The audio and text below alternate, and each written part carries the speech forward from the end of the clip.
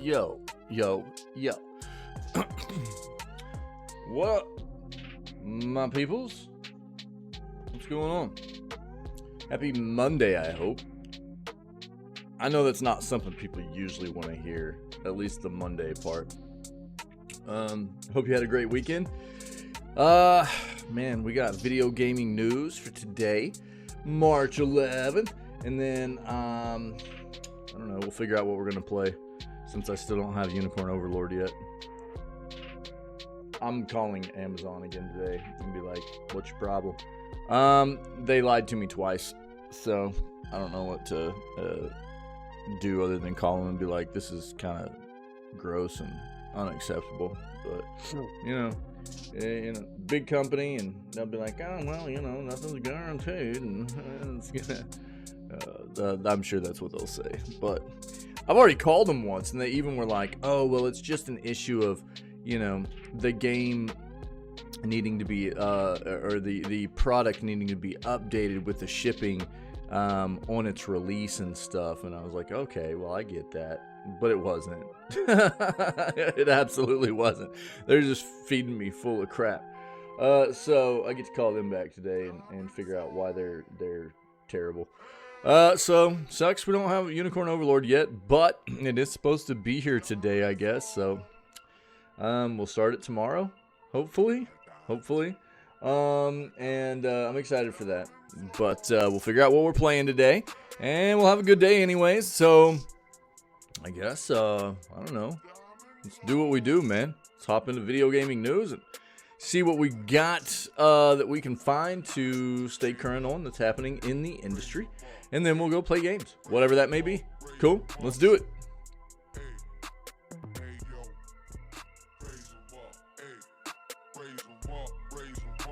Yeah, so shout out to our buddy Casual Gamer. He came in yesterday, dropped this news on us after we had done our news segment yesterday, because this tweet didn't come out until about 8 a.m. yesterday, which was around the time we had finished our news segment yesterday. So that's why we didn't find out about this. But they did have an announcement. They dropped some release dates for some of their games. They also were heavily promoting and marketing and officially announcing their next Mario movie and stuff like that. And so I'm sure that we can watch this if we want. I don't know that it's necessary. But I did want to shout out Cash and Casual Gamer and give him some props for giving us this information yesterday right out the gate. But what we'll probably do is just go ahead and summarize what was given to us in the, because it's like I don't know, how long is this? It's like 8 minutes or so. Oh no, it's only like 2.5 minutes. We can watch it. It's fine. We can watch it. That way everybody can get a taste. And then we'll just pull up maybe a quick summary of it or something. Yeah. Yeah, that'll work. We'll do it like that.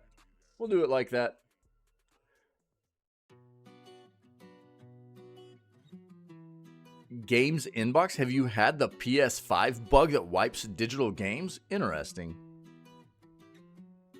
The 30 frames versus 60 frames debate rages on Twitter. How about we just get up to 120 frames? How about that? Let's just do that. How about that? Here's the deal.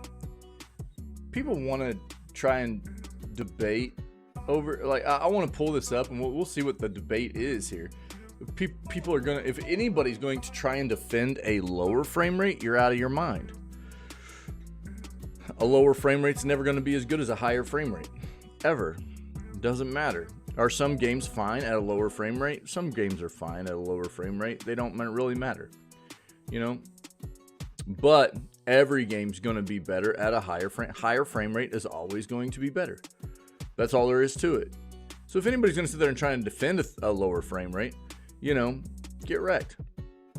It's not going to work. Especially in certain genres of games. Talking about, action, melee, action games,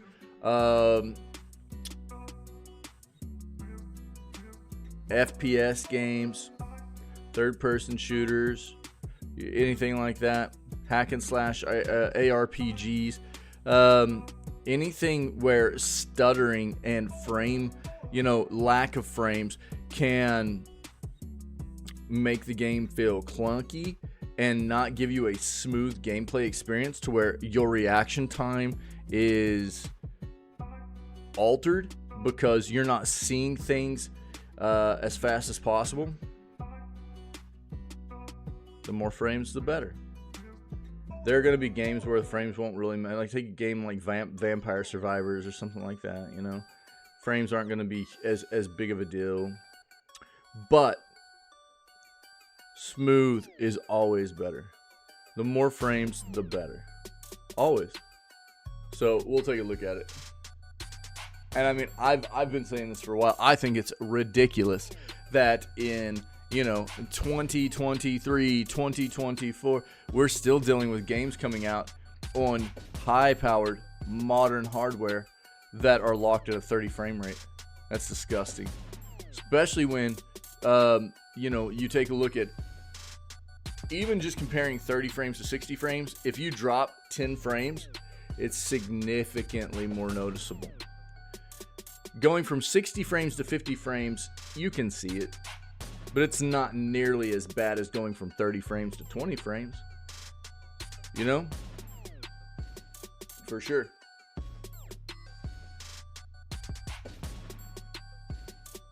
See what else we got here.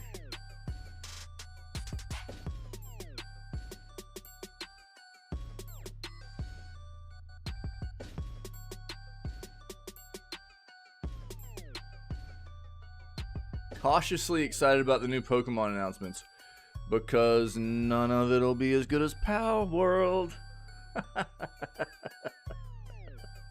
Oh man.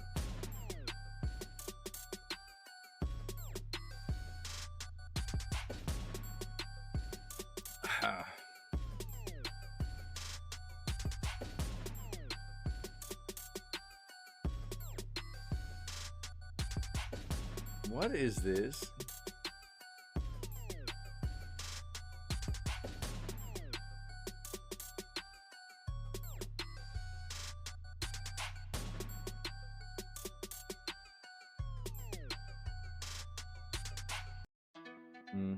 Interesting.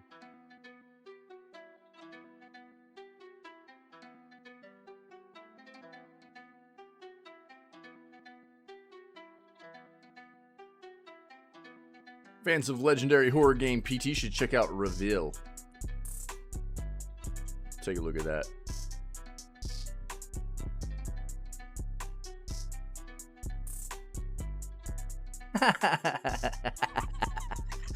Yo.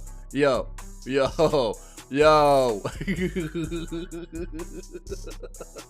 where's Soup at, dude?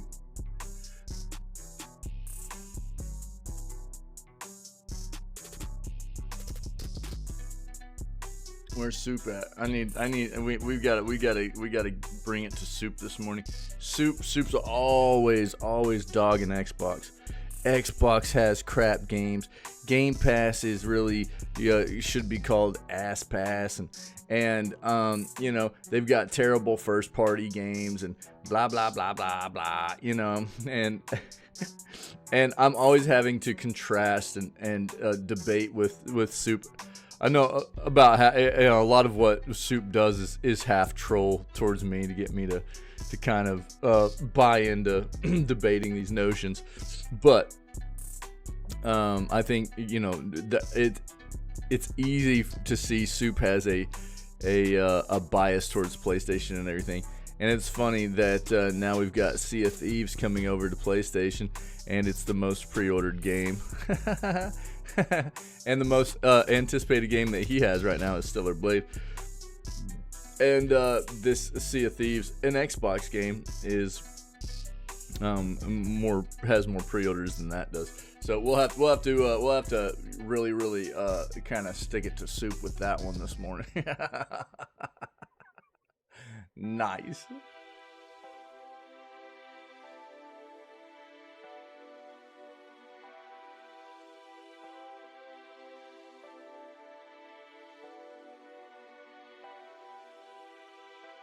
We've talked about this.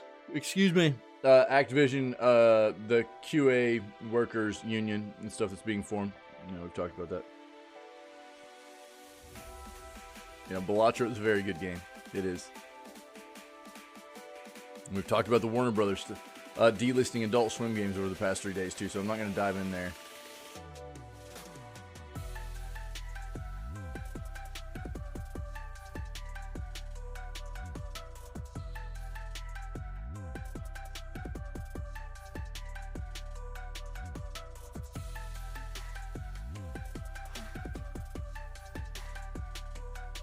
What is this?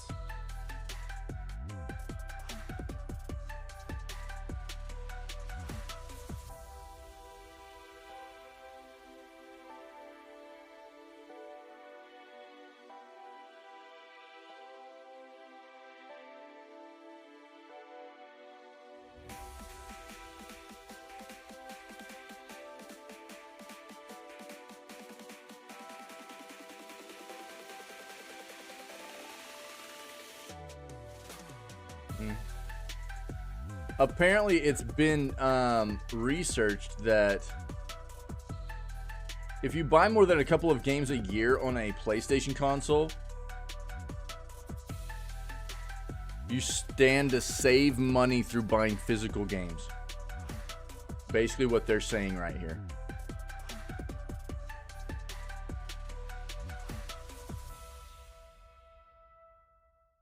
Oh, Zenless Zone Zero, release date, story, gameplay, and more.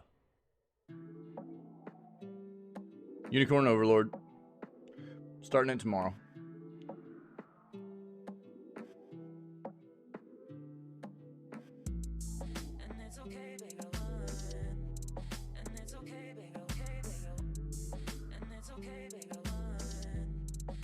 Yep, free games on Epic right now is Astro Duel 2, and then starting about 3 days from now will be Deus Ex Mankind Divided and The Bridge, okay? Don't forget to get your free games.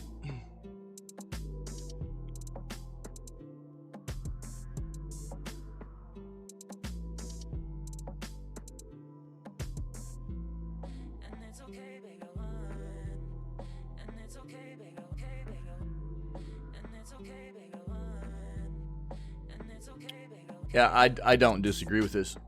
Yo, what's up, Davey? How you doing, buddy? Exclusivity will always be important. I don't doubt that. I don't doubt that. I think people have this notion that like exclusivity is going away. That's not the case. It's just being used differently. So, like, I think people have this notion that like now that Xbox has gotten to the point that they're being willing to put their first-party games. Man, I'm so sorry, guys. This time change is wrecking me right now. The Xbox putting their first-party games on competitors' platforms and stuff, that exclusivity's like going away. It's not. Xbox is still going to have Xbox exclusives as well. Like, do you think that you know, Blade, take for instance Arcane's making Blade, right? Do you think that Blade's going to come out, and I don't have high hopes for that game, but do you think Blade's going to come out from Arcane, which is a studio under Bethesda? It'll be published by Bethesda. It's owned by Microsoft. It's a first-party game. Do you think that that game is going to just immediately hit competitors' platforms? No, it's not. Neither will Fable. Neither will Elder Scrolls 6. Okay? None of it will. None of it will go directly to competitors' consoles. It just won't. Everything's going to still be exclusive to Xbox first and foremost. Then, after a period of exclusivity to Xbox's platforms, whatever that may be, you know, their subscription services, whatever their platforms hold for us moving forward, whatever their hardware is in the evolution of what their platform wants their hardware to be, right? Their company wants their hardware to be. I don't think they're going to stick too traditional to what hardware has been for them, but I think they change a little bit. But whatever, it's still going to be exclusive. And I think PlayStation ends up having to fold their hand to an extent. I think PlayStation ends up doing the same thing Xbox does eventually. They're already conceding to an extent. They already have. Putting their stuff on PlayStation or on a PC, you know, it's happening. It's happening. And I think that eventually they'll go the same route that Xbox has. I think they'll end up having to. Nintendo, it's harder to see Nintendo doing that. But exclusivity will still be there. It'll still be there. They'll still keep everything on their own platform to begin with. Then after a period of exclusivity is over, where they take a look and go, okay, sales are declining, player base is declining, it's time that we go ahead and push this out to other platforms so that we can gain more sales, keep the, you know, ride the hype train that's still there a little bit off these products. That's appropriate. That's the way this is going to work, you know. So yeah, exclusivity is always going to be important. Final Fantasy 16 looks so good. Yeah.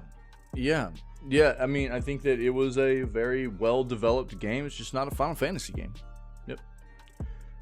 I've said that ever since it came out. Yeah, it looks very good. It does. It's I think a very well-developed game. It's just not a Final Fantasy game. Yeah. I think it was a poor decision to you know, just try and skin it as a Final Fantasy game, in my opinion. You know, but yeah, it does. It looks very, very good. It does, and I think it was built very well for what it is. Yeah.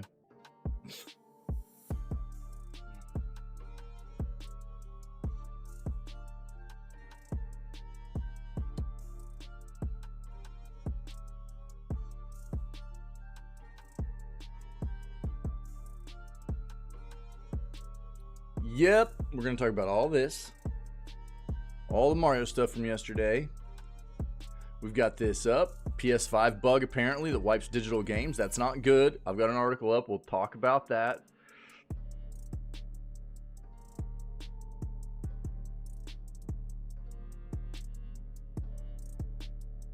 Yeah, the remake of Silent Hill 2 could be very close. I'm not going to pull this up. This is speculation, but it's pretty good speculation. I think that Silent Hill 2 is probably right around the corner, to be honest. I do think that they're going to probably try and play into the Halloween, the spooky season time frame for a release on this. If not, maybe even a little bit earlier, but we'll see. I do think it's coming pretty quick.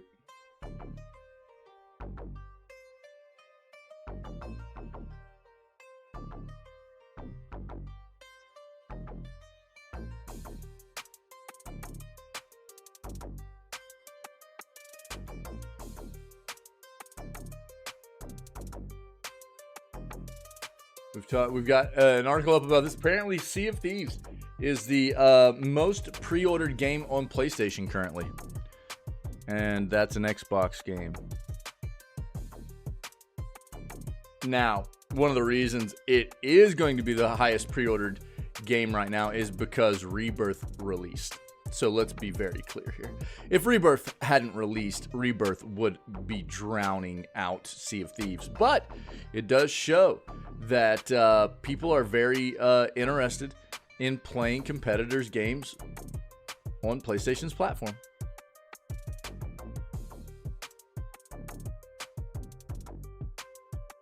Talked about that.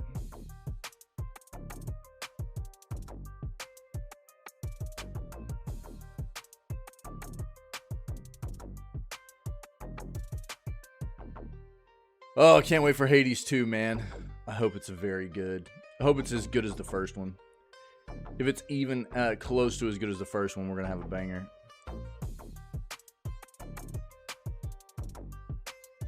Wait, what's this?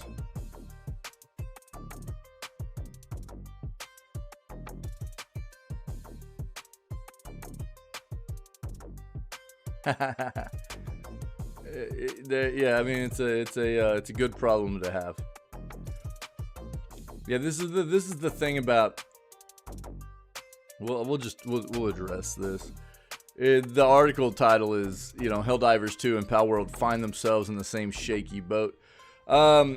It's just about how massive they got so quickly, how big these games got so quickly.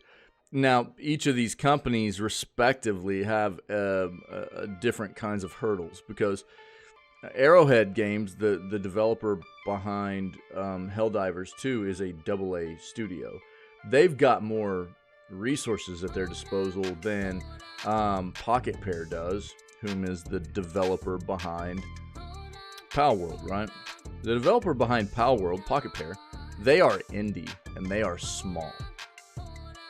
So the amount of resources they have to put towards continuing to work on updates and more content and things like that is quite a bit more limited currently.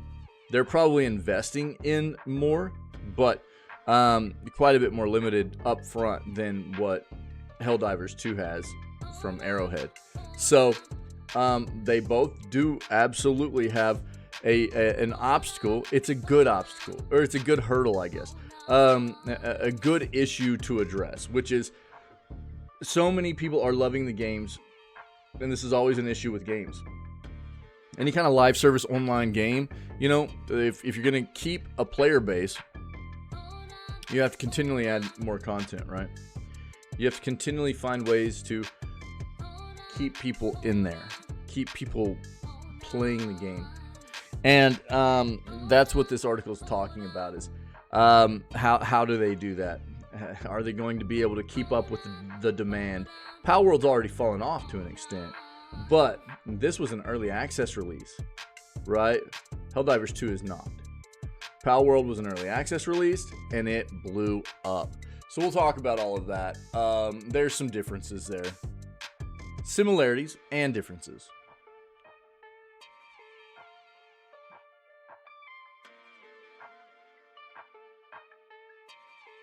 Can't wait for Dragon's Dogma 2, dude. We got so many good games coming up.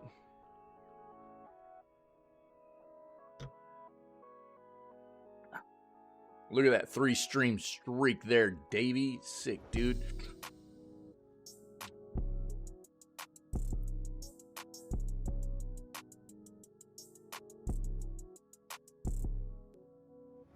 Why PS Plus fans should keep an eye on March 13th. Take a look at this.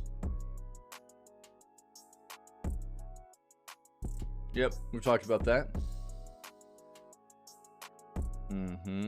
We'll be talking about that. All the Mario stuff. Yep.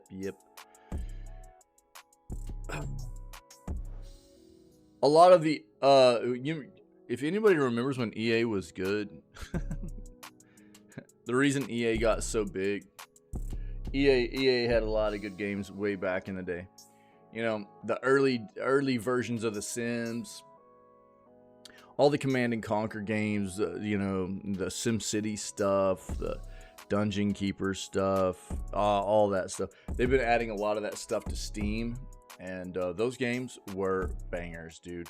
There's a reason why EA got so big, and it was because of a lot of their old stuff. Oh my god, dude. Oh my god. What?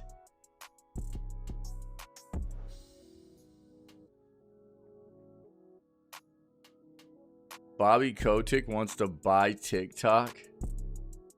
Are you flipping serious? I mean, it's already just not a great company, and then put Bobby Kotick at the top of it. You know what I'm saying? Let's go. What? Let's just make it even worse.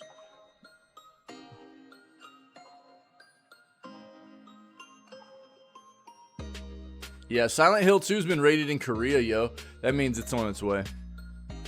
Yep. Usually games will get rated in like Brazil, South Korea, places like that before it'll get rated anywhere else in the world. And that's how we find out that it's going to be released fairly soon. Yep.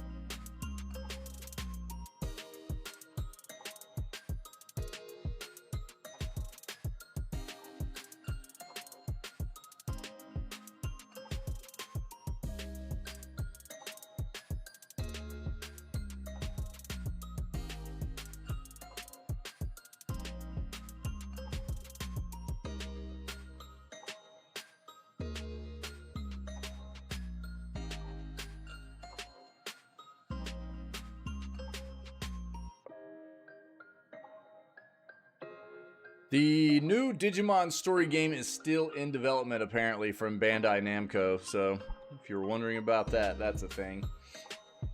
All right, let's dive in here, man. Let's see what we got. Why PS Plus fans should keep an eye on March 13th. The PlayStation Plus service is off to a good start with March, but it's likely to double down and go even bigger come March 13th. Let's be fair here. PlayStation Plus owed its consumers and its subscribers a lot of months of really good releases, because from like August or September of last year through the end of the year, it was terrible. Terrible. Their service was just trash, dude. One second, I'll read.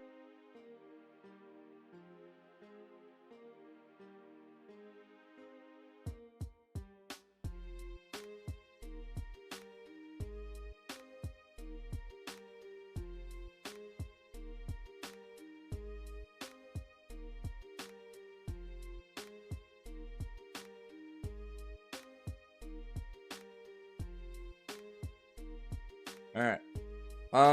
Although it's possible plans, sorry about the having to step out there for a second.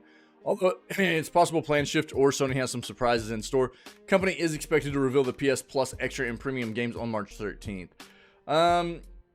Let's see.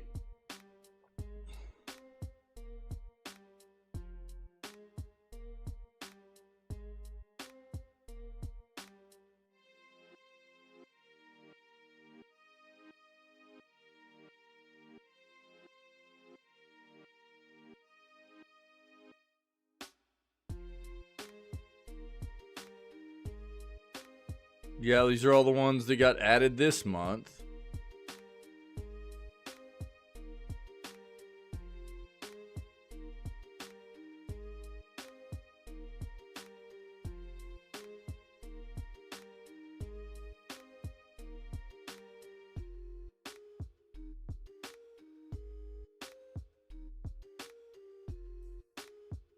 So it looks like on March 13th, they're going to announce what comes next. And that's all this is really giving us. So not a lot to take away there. It's just trying to get people hyped for what they're going to announce that comes next for the subscription service. This is really weird. Apparently, Bobby Kotick wants to buy TikTok as potential ban looms.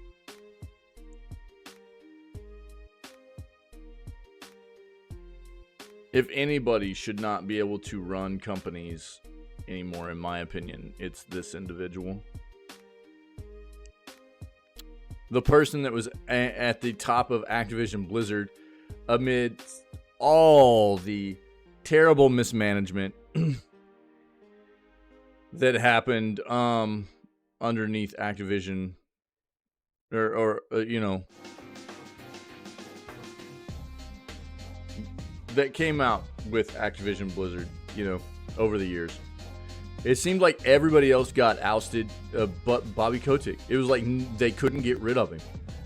He just was like a parasite that stuck there. And as the CEO of that company, they couldn't get rid of him. And it wasn't until Microsoft bought Activision Blizzard that he was finally gotten rid of. And I had said that if they, you know, from the onset of finding out that Microsoft was potentially buying Activision Blizzard, I was like, they want to change that company for the better. They've got to get rid of Bobby Kotick, and they did. And I was like, fantastic. And now, I mean, let's be fair. I'm not a fan of TikTok, anyways. I think it's not a good company. The company behind it, and I don't think that it's a good company. But I don't think most social media companies are.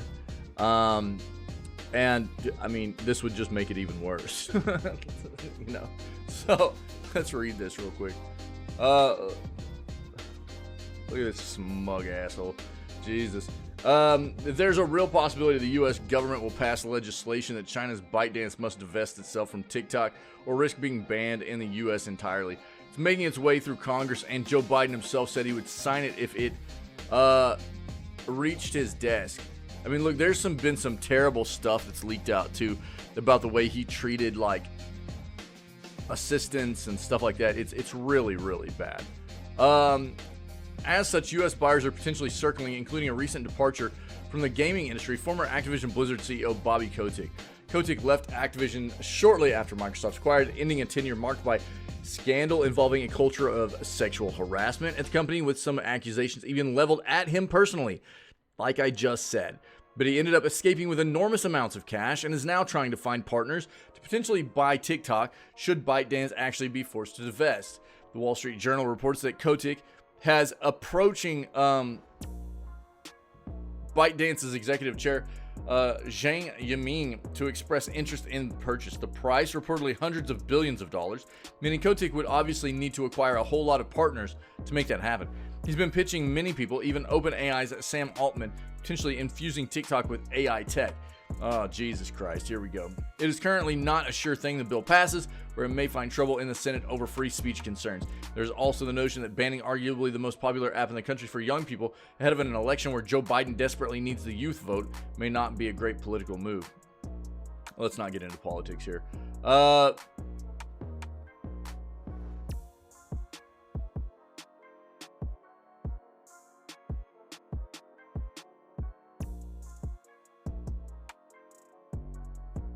Oh, God, what a pair. What a pair, dude. Look at this flipping picture. Jesus. Oh,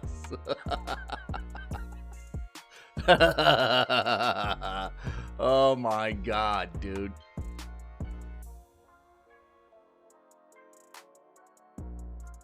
Gross. As for Kotick acquiring TikTok with partners, everyone in the gaming industry would likely be skeptical of the man grabbing onto far more power than he ever had at Activision, given what a force TikTok is in society at large. But it's early days, and we don't know how this will all play out yet.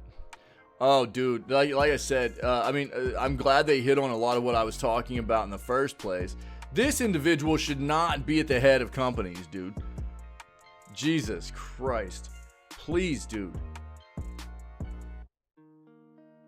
I mean, you want to talk about somebody that, yeah, I mean, it's I think quite we obvious. Do, you know? We do have his description. Can we take that? Let's take his description.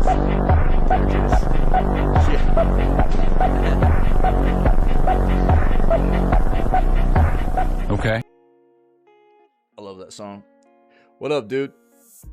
You want to talk about somebody that quite obviously has no interest in, ethics or morals or, taking care of employees or, it's just, what a scumbag, dude. What a scumbag. Oh, God. It's so disgusting to see this. So gross, man. Oh, man. What up, Ferret?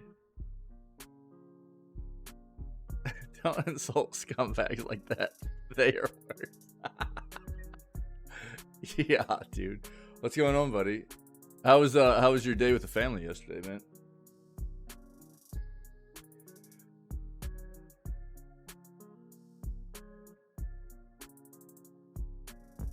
Love to hear it, dude. I just almost choked on my coffee.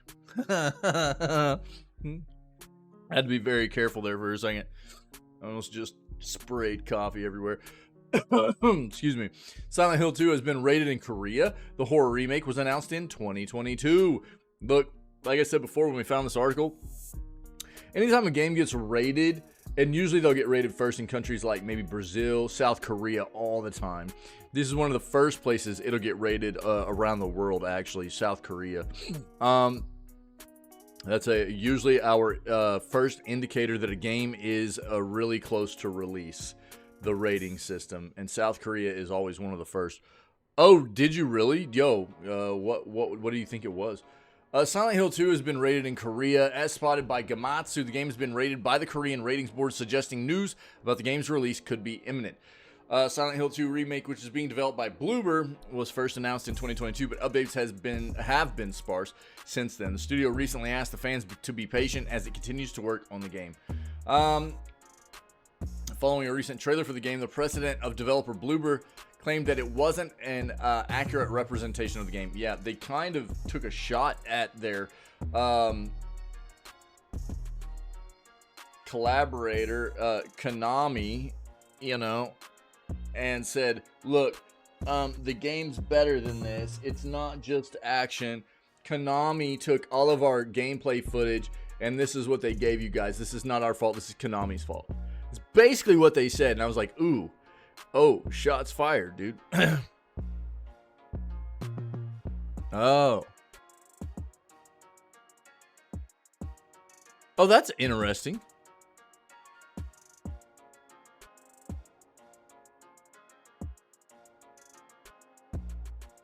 That's really funky, dude. That's really weird.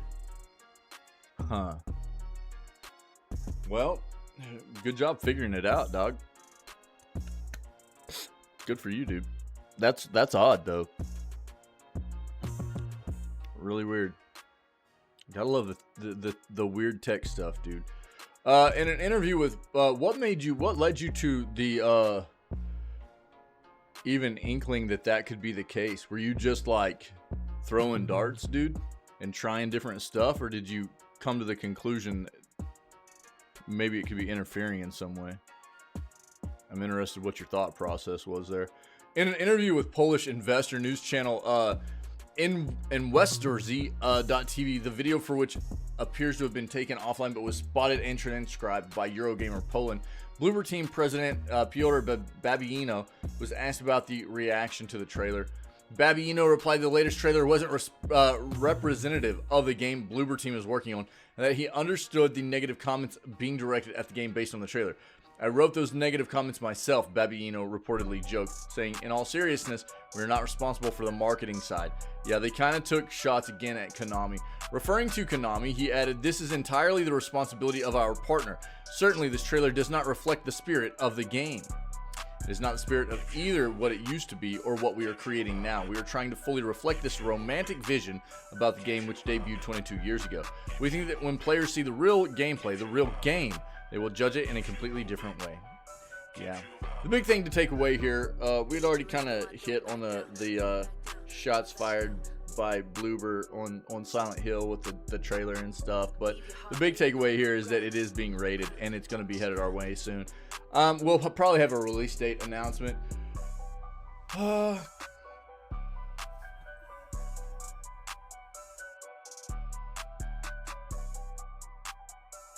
Release date announcement sometime soon.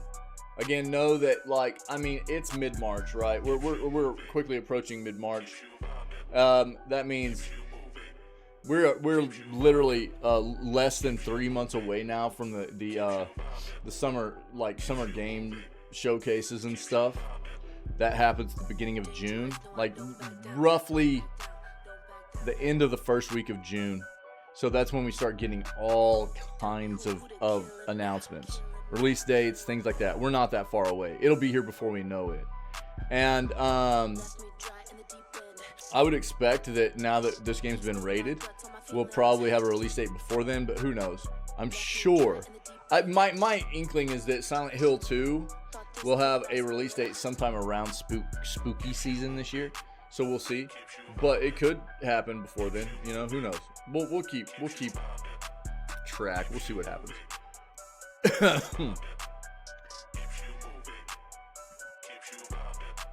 Rated. Yeah, because I say it the same way. It's like 10, 10, and 10, or well and well. I can't help it, dude. It's you know, just a part of the way we talk where I'm from. I can't help it. Yeah, there are words that should be enunciated differently, and I can't do it unless I try really, really hard. And then, you know, the entire process of speaking normally is interrupted, and it just doesn't work. So, you know, it is what it is. Killed my auto start programs. Loading them up one at a time. Yeah. Interesting. Yeah, cool. Nice. Good process, dude. Yep. Right on, man. Here we go. Zenless Zone Zero. I'm actually kind of intrigued. This game looks pretty good, to be honest with you. I mean, obviously, it's gonna be, you know, MiHoYo's next big gacha game, right? And but to be fair with you, you know, I'm not necessarily totally against gacha games, right?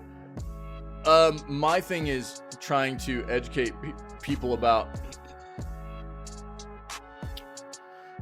how excuse me, how to appropriately approach these types of games for everybody's own situation. We all respectively have different kinds of, you know, budgets when it comes to games, and the way that I think we should be approaching games, especially when you're taking a look at these games come out from MiHoYo as free-to-play games, but they are gacha games. They're very well developed though, and a lot of people get a lot of free game time out of these games, right? And when you're talking about free-to-play games and they're very well developed games, I think it's appropriate that once you get a solid amount of game time out of these games, it's appropriate to take a look at giving back to the developers to an extent. So if you pay in a little bit to do a little bit of gacha or whatever, and your budget can afford that, then that's just giving back to the developers for providing you with good entertainment. But on the flip side of that, gacha mechanics are definitely something that have a gambling aspect to them, you know? And a lot of people can get wrapped up in the addictive tendencies that come along with the gambling mechanics, right? So yeah, I just think it's very important that people understand what the core of this is and how it can affect you, and if people have an addictive nature, an addictive kind of personality that leans towards that kind of stuff. And I think it's appropriate for these types of games to give people support outlets for and resources towards helping them if they feel like they have issues. And we don't have a lot of support in the gaming industry right now for people that might find themselves in situations where they realize they need help. It's just kind of on them. And I think that it should be on the developers. If the developers are going to be incorporating gambling kind of mechanics in games, it should be on the developer to go, look, if you find yourself not being able to quit engaging in the gambling types of mechanics that we incorporate in these games, here are some resources in different regions of the world that can help you. I think that's important, right? Of course, they don't want to do that because they don't want to admit that this is gambling. Right? They don't want to do that, but I think that they should. This game looks very good. Genshin Impact has been a banger for a long time now. It's actually been a very iconic game, especially for cross-platform, multi-platform experience of what we've traditionally seen as a more mobile type of experience being brought into the realm of a very, very well-developed modern platform type of not just mobile. Like it, I think that Genshin Impact first and foremost looks like and plays like and feels like a very well-developed traditional platformed type of game that is also on mobile, which is something different than what we quite often see, right? But it is on mobile, and it is on PC, and it is on some consoles. They weren't able to get it on the Switch because the Switch is too old. They kept trying and they couldn't get it to work. They went to Xbox first, and Xbox was like, no, we don't really think this is our jam. And I'm sure Xbox is kicking themselves in the ass for that one, but it is on PlayStation, you know? And so now we got Zenless Zone Zero coming in, and it looks really good. It does. We'll watch the trailer for it. Let's read this, see when this game's hitting for us, and take a look at the trailer, okay? Here's everything we know from Rock Paper Shotgun about MiHoYo's latest gacha game, okay? Let's dive in here. We want to know more about Zenless Zone Zero, miHoYo's newest game, featuring a bunch of colorful characters shooting their way through a sci-fi cityscape. Zenless Zone Zero is an extraordinarily sleek new entry in miHoYo's lineup, following up the likes of Genshin Impact and Honkai Star Rail. Unlike Genshin's Zelda-esque exploration and Honkai's turn-based combat, however, Zenless Zone Zero is all about potent action, although there's this surprising amount of roguelike mechanics present in this unusual genre mashup as well. For those curious about the weird mix of combo attacks and CRT TV navigation that defines this game, we've gathered all we know thus far about Zenless Zone Zero below, from the expected release date to the setting to gameplay details. Yeah, Ferret. Yeah, buddy. Expected release date. It's expected this year. Closed beta test, tuning test for the game kicked off in August of 2022 and ended the same month. In November of last year, there was another beta called the equalizing test. And there's no indication whether the game will host a third beta. But you can sign up on their website just in case there is another one. The platforms. It's been announced for Windows, PlayStation 5, iOS, and Android, just like Genshin, right? Unlikely to launch on Steam when it does release on PC, but will probably be available on Epic, which is the case with Genshin and Honkai. Zenless Zone Zero trailer. Let's watch this trailer real quick. If you haven't seen this yet, okay.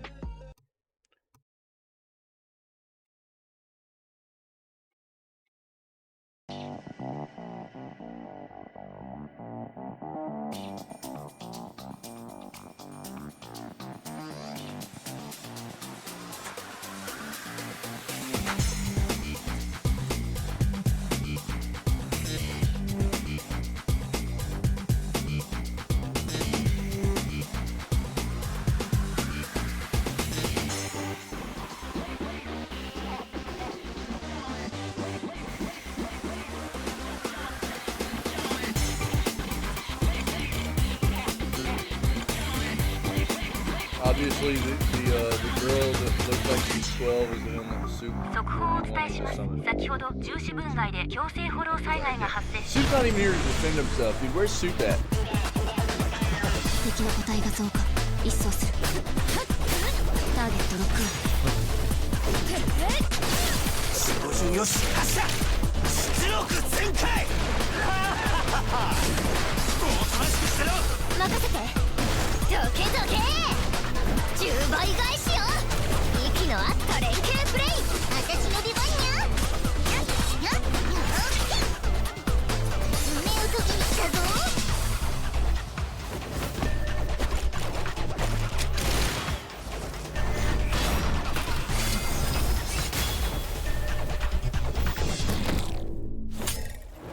店長次はどの方向に行けばいいんだ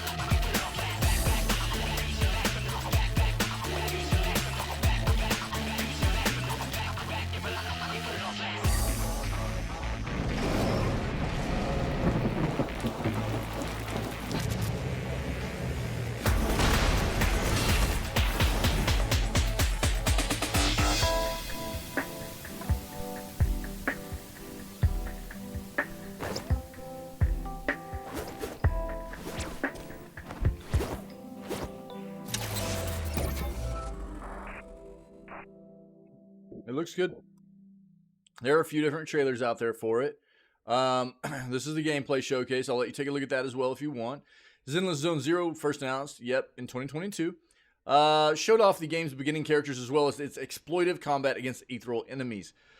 The longest footage of the game thus far is a 6-minute gameplay showcase from Gamescom of last year, showing off a variety of character combos and gameplay systems, including the various minigames available for play around the hub of World of New Eridu. Yeah, we've watched that a couple times in here. Other most notable, Zenless Zone Zero trailer came out in January and advertised the game's forthcoming PlayStation 5 version. Also been a number of brief teasers showcasing characters from the game, like the dual pistol shooting cyborg Billy Kid, as well as longer clips with extensive gameplay, including one featuring the pink-haired leader of the Cunning Hares faction, Nicole Damara. They've got the story details and setting there you can look at, breakdown of the gameplay. A lot of it you can get from the trailers and stuff, though.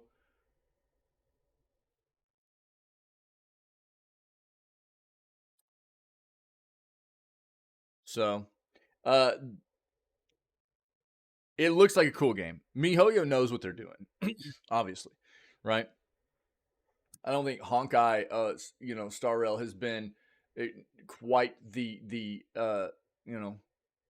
follow up to Genshin, but people have enjoyed it. This is going to be more of your Genshin experience, right? I think so. So, there's a lot more to take a look at in there if you're not familiar with this, but we've seen a lot of that already, so I'm not going to deep dive into that article. But by all means, take a look, man, and see what you think, okay?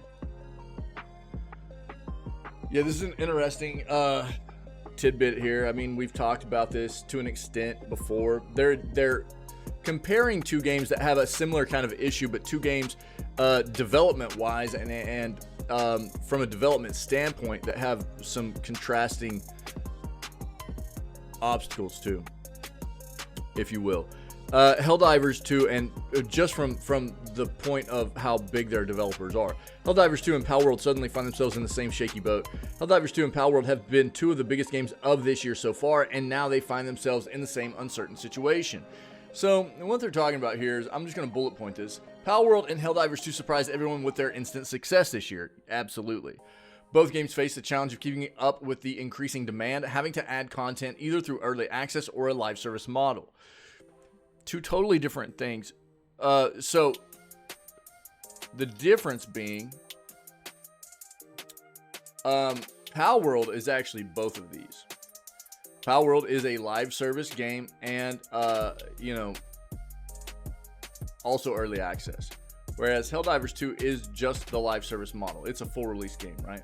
The future success of Palworld and Helldivers 2 hinges on regular content updates. Yeah, for sure.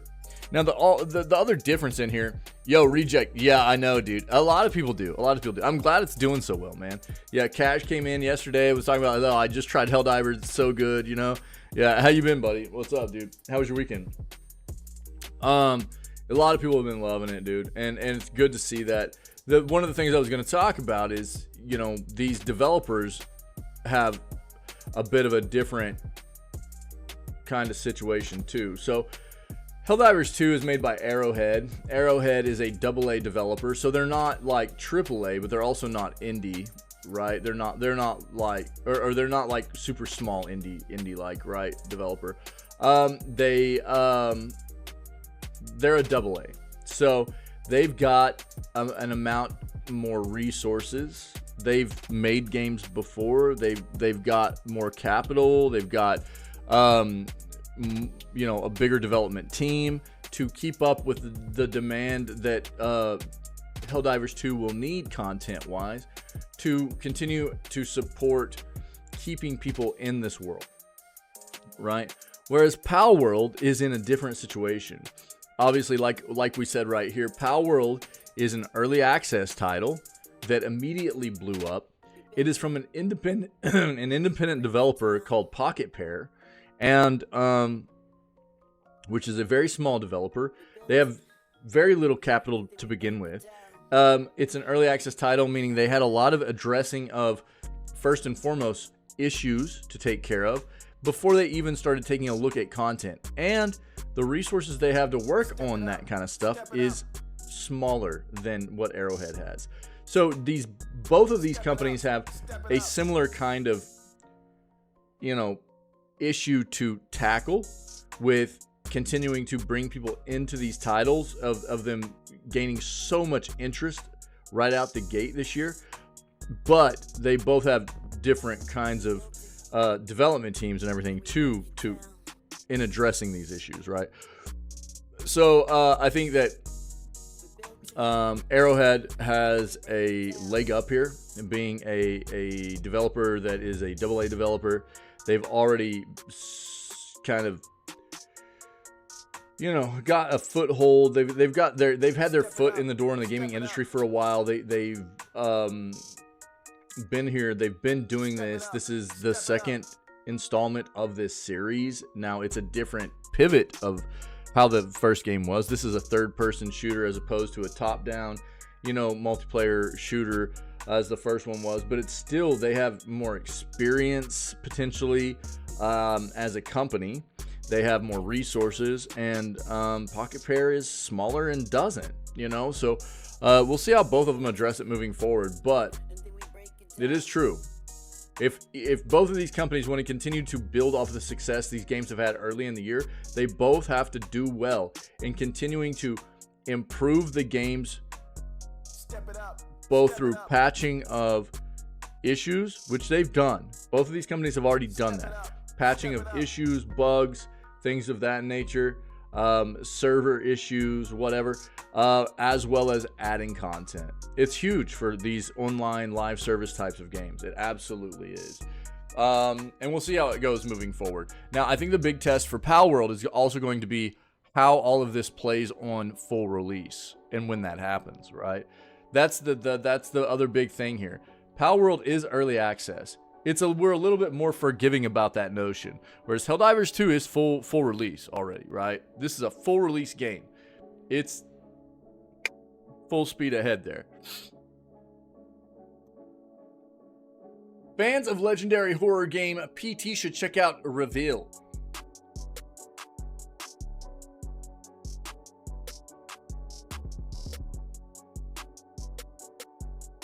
One of the greatest tragedies in gaming history was the breakup between Konami and Hideo Kojima that led to the dissolution of whatever PT was to become, while nothing will ever quite live up to that short-term demo teaser, whatever it was, except maybe for Kojima's next game, OD, that recently released.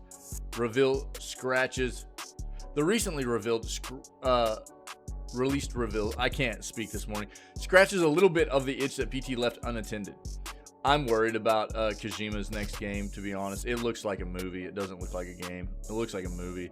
Developed by Pixel Split and published by Daedalic Entertainment, Reveal markets itself as a first-person psycho thriller game. Sounds familiar? I played through the bite-sized title in an afternoon, and while it leans far into tense mystery territory rather than scary, I came away quite satisfied as a casual fan of both horror and puzzle games.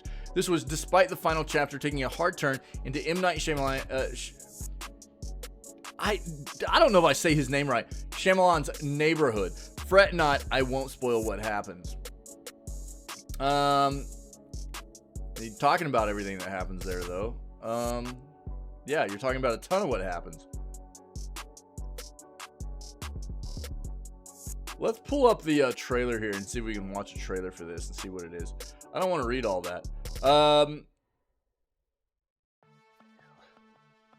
What up, Ferret?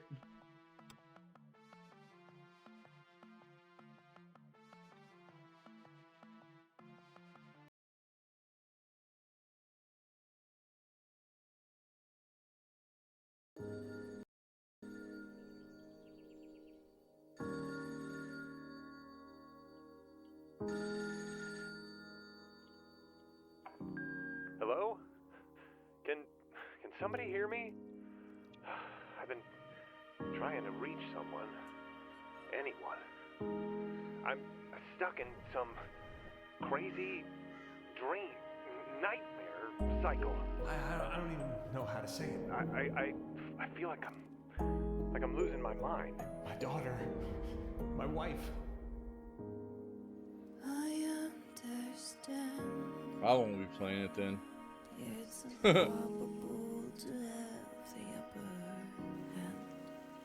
Yeah, I was telling you that yesterday. I had already covered that the day before, actually. I appreciate you throwing it in Discord. Shadows I got lost and never found. Where are they? Where am I? And I touched on What it am briefly yesterday as well, just because you had thrown it back in there. Monster in the... And they're dead.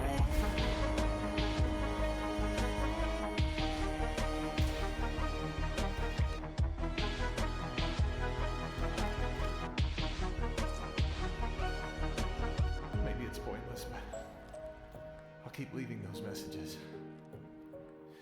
My name is Walter Thompson. Please help me.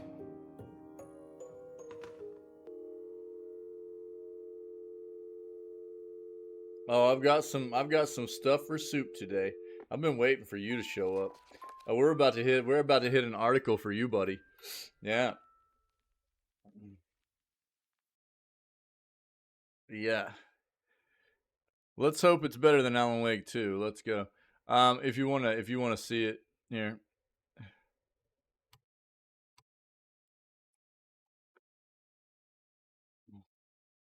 It's very positive so far. 85%.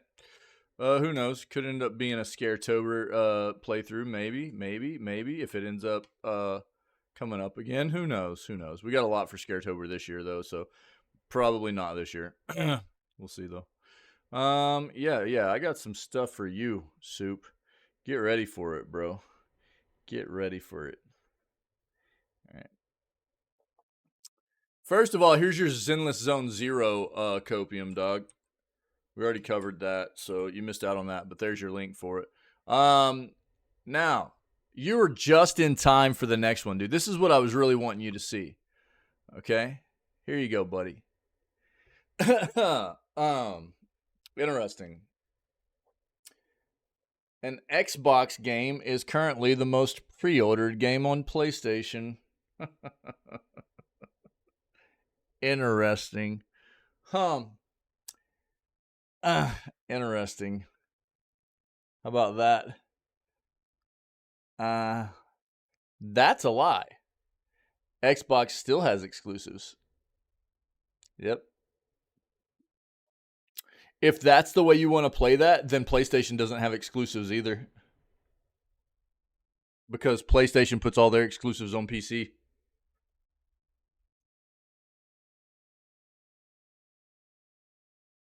And what are most PCs? Windows operating system. Who owns Windows? Microsoft. Who owns Xbox? Microsoft. So if you're going to try and tell me that PlayStation still has exclusives, you're wrong. PC is mostly Microsoft, brother. And Xbox is Microsoft.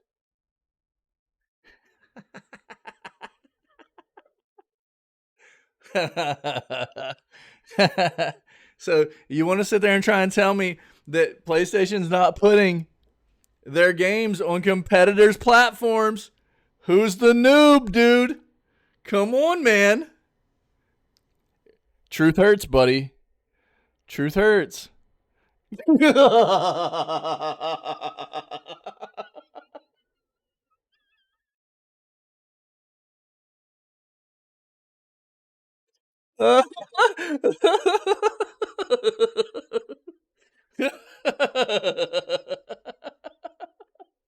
Oh, I love it, dude. I love it.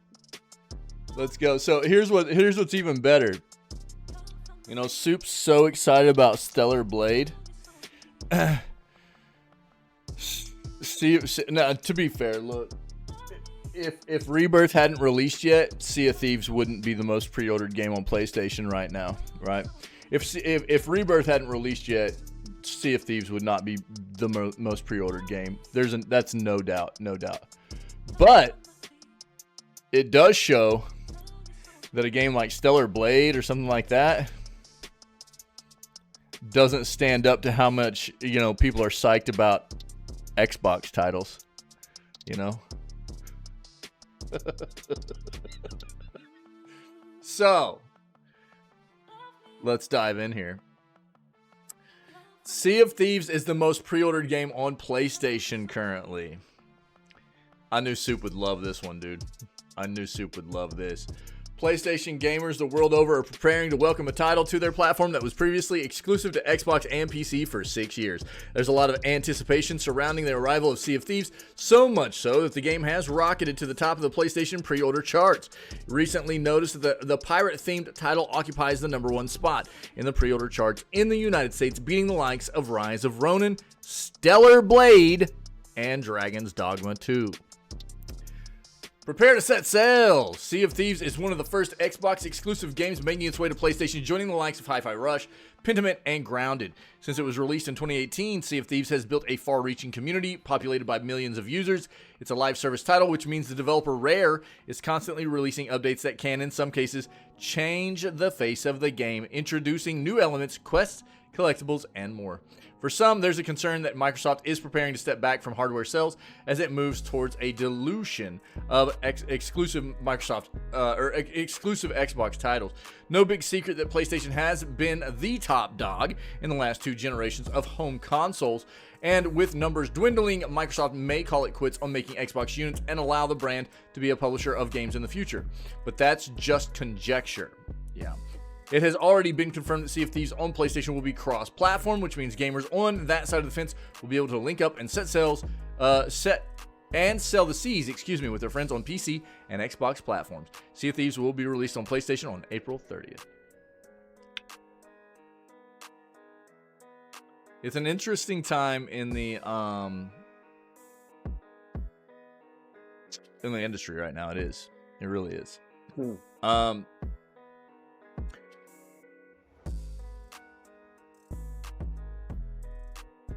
And, you know, I mean, honestly, I said this before whenever we pulled this up. For anybody that wants to sit there and act like, you know, exclusives are dead, whether you're taking a look at Xbox or for people that are scared about PlayStation not having exclusives anymore, you're wrong. Absolutely wrong. So, Xbox, even though they've already, this is official, right? It's happening. Xbox, their first-party games are going over to competitors' platforms. They're still exclusive to begin with. It's not like they're releasing their games out the gate to be on other platforms. That's not what this is. The games are still exclusive, first and foremost. They're still releasing these games to be on their platform to begin with. And I'm sorry for all you PlayStation lovers, but I think you need to brace for the fact that it's already started happening. PlayStation has already, relinquished to the fact that they need their games on other platforms. So that's where PC has come and filled a void for them currently. It's probably going to, I can see it happening with PlayStation moving forward. Maybe not like right now, but in the future, I can see them going the same route as Xbox. Okay? And honestly, it's a better world for all of us as gamers. So if you want to be a rah PlayStation or rah Xbox person or whatever, it's honestly a better world for all of us as gamers, for all the games to be on every platform. That's a fact. It just is.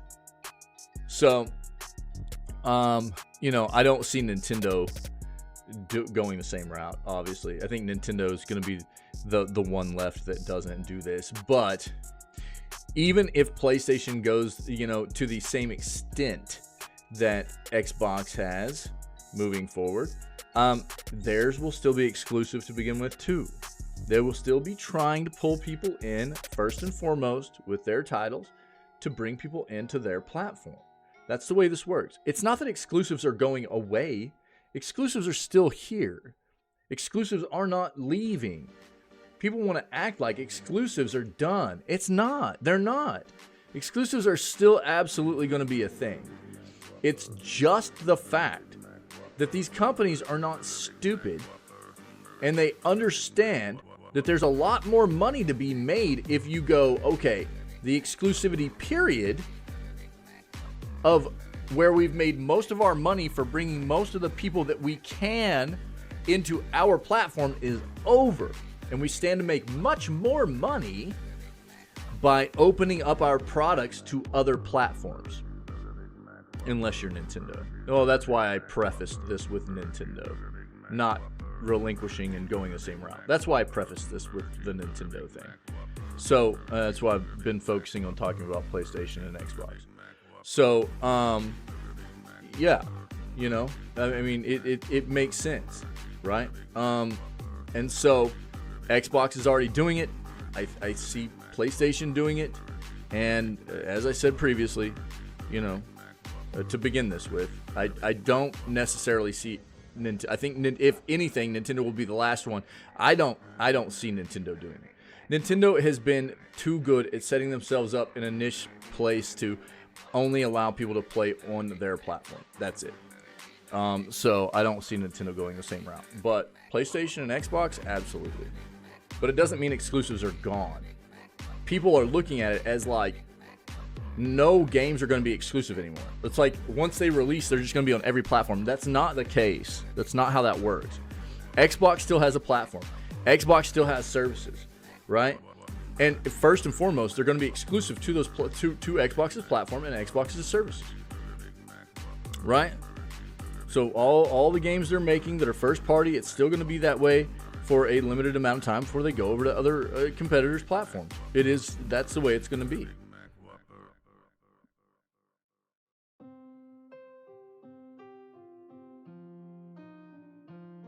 What is this, Soup?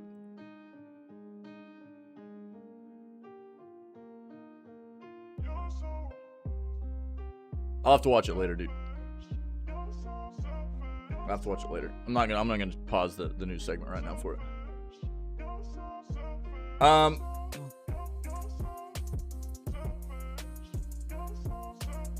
What is this?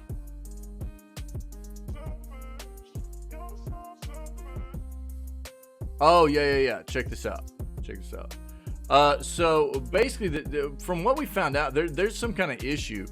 Yeah, I've heard that, Soup. Yeah, I've heard that from numerous people, and it's getting really, really good reviews. I can't wait till it hits PC. You know, I can't wait till the you know, it hits competitors' platforms.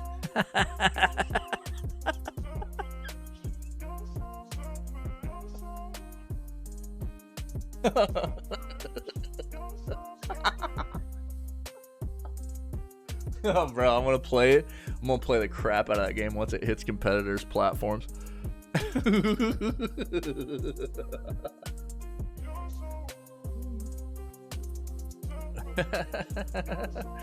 No.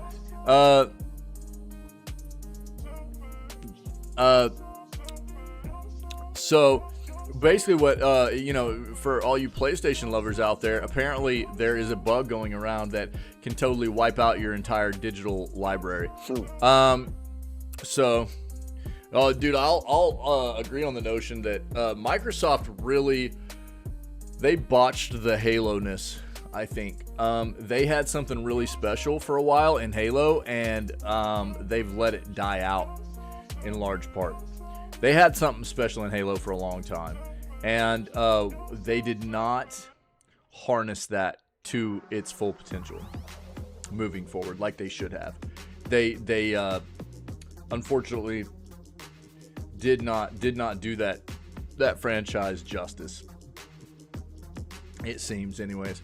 I was never a big fan of it, but I know a lot of people were, and it seems like they really let a lot of people down on that front. So, ongoing problem. I'm one of the people who has lost access to some of my games in my game library. I noticed it for the past few months. Some of the games in my library on the PS5 are locked and can't be re-downloaded. I tried restoring the license, but that didn't do anything, and I have found no fix to get some of my games back. Nobody seems to have an answer, and there's no word from Sony. Maybe I need to either switch to PC or buy a disc. PlayStation, Luke. I don't know what happened, but I thought I bought The Last of Us Part 2 Remastered, and it is nowhere to be found.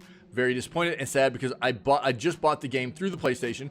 Please help or send me my refund. Not happy, very disappointed. Just read your story about the issue with PS4 and 5 and Vita, and just wanted to say I've been having this problem for at least a year now. Every month I have to restore the license in order to play my games. So far, I have not lost any games, but for the past 12 months at least, I have had to continually restore licenses. I've been a PlayStation player since PS1 and only started buying digital games with the PS4. Now with my PS5, all I have is digital games. I didn't realize others were also having this issue and worse issues. We'd never heard of it till last week either. The fact that problems have been going on this long is shocking. For anyone that's having a similar problem, please write us at gamecentral@metro.co.uk. with as much detail as possible. We'll try and get some sort of explanation out of Sony. Yeah. This is what I wanted to hit on. Apparently, there is a long-standing issue of people having their digital library jacked up on PlayStation. So that's not a good look. You know, that's not a good look. And what are you saying, Soup? Call Sony.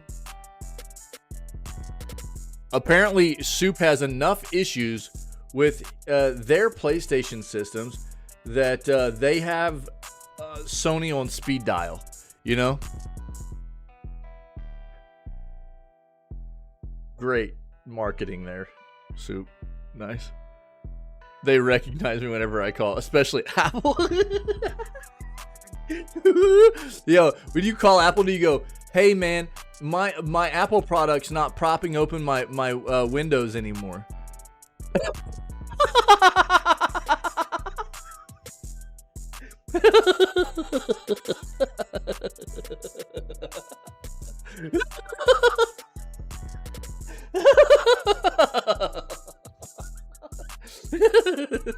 And they go, wait, what? What are you doing? And you're like, yo, I've got a laptop I bought for $46,000. I got it on sale, and I use it to prop open a window, prop open my Windows, but it's not doing the job anymore.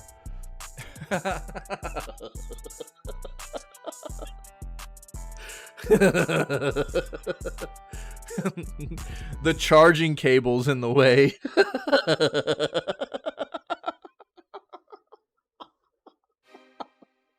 In Jesus. Made me question getting anything on the PS Digital Store for sure. Yeah, me too, Ferret.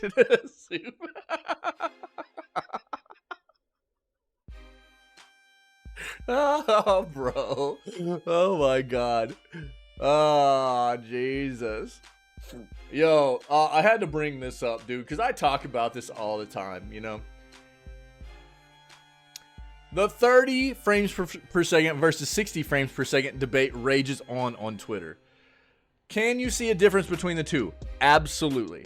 Before I even read this article, I've had, there is no debate. Agreed. They're noobs. Yes, absolutely. Here's the thing. The higher frames, the better. And the more stable frames, the better. Okay? That's all there is to it. Anyone can tell. I agree. This is the thing. I think that there are an amount of people that have only been playing, you know, it used to be much more common than it is today, but, you know, we've been slowly evolving in gaming from, you know, what used to be a very low frame rate consistently to like a constant 30 to a constant 60 to, you know, now we're going well above that. And dude, I've been playing games on PC at a consistent 120 to 144 frames for years and years and years now.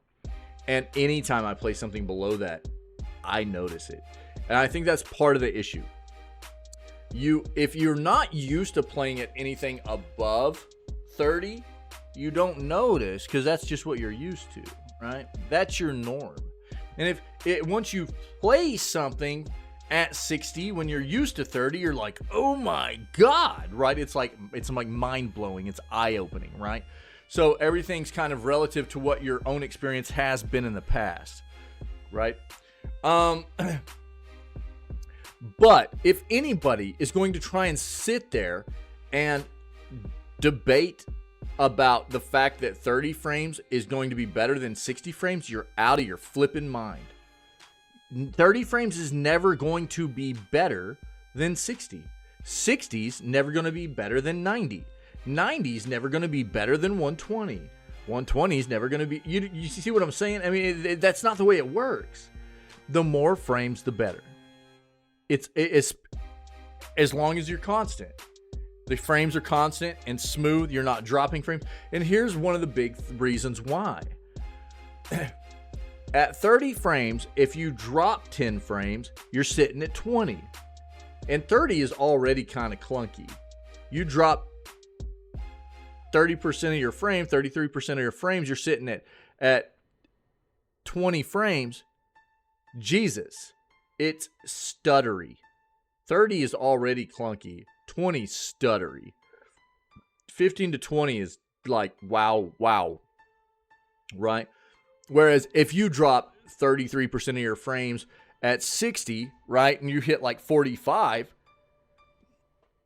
it's nowhere nearly as noticeable. It's noticeable, especially if you're used to seeing something above 60, but it's not catastrophic like 15 to 20 frames is, right? And that is even more appropriate as you go up in frames. Go to 90 frames. If you get down to 70 frames, right? That's still above 60. If you go up to 120 and you drop down to 100, that's still very, very good, you know? So the thing is also, it's very genre based, right? A lot of games, there are a lot of genres out there gameplay wise that if you do not have consistent, meaning your frames are staying at a constant rate, and they might flux, you know, between 3, 4, 5 frames or something like that, up and down, give or take, you know, every once in a while or whatever, but fairly consistent frames at least above 60. You know what I mean? At least above 60. Then, or at 60. Then I'm talking like games like shooter games, whether it be third person, first person, and you're obviously going to benefit from way more than 60. But you're talking about 30. You're struggling, dude. You're struggling. Action melee games, hack and slash games, like take Dark Souls for example, or any of the Soulsborne games, right? If you're playing any of the Soulsborne games at 30 frames, and you're dealing with occasional frame drop or whatever, it's much more difficult to address reaction time to a game like that, where you're always having to address for getting your rolls in, your dodge rolls in, things like that, hit those iframes and stuff whenever you're not getting smooth feedback from the game visually, right? So there are a lot of games that, in genre wise, that you benefit even from higher frame rate, right? You're a McChicken, dude. So, for anybody that wants to try and sit there and go, oh, well, frames don't really matter, you're out of your flipping mind. You're out of your mind. That debate, you know what I mean? That argument is never going to work. Frames do matter. The higher the frames you can get, the better. Now, there's a limit too, because the human eye can only distinguish to a certain point.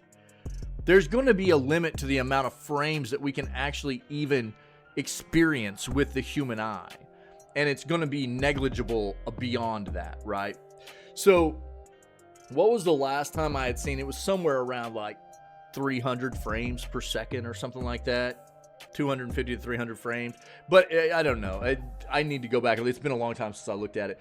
But it's like there comes a point where the amount of frames that we can actually perceive with the human eye no longer, it's just too much. It's too fast. It doesn't matter anymore. You know what I mean? So, but there's definitely something to be said for smoother visual experience, you know, getting the feedback from the game in a very smooth, buttery experience, you know.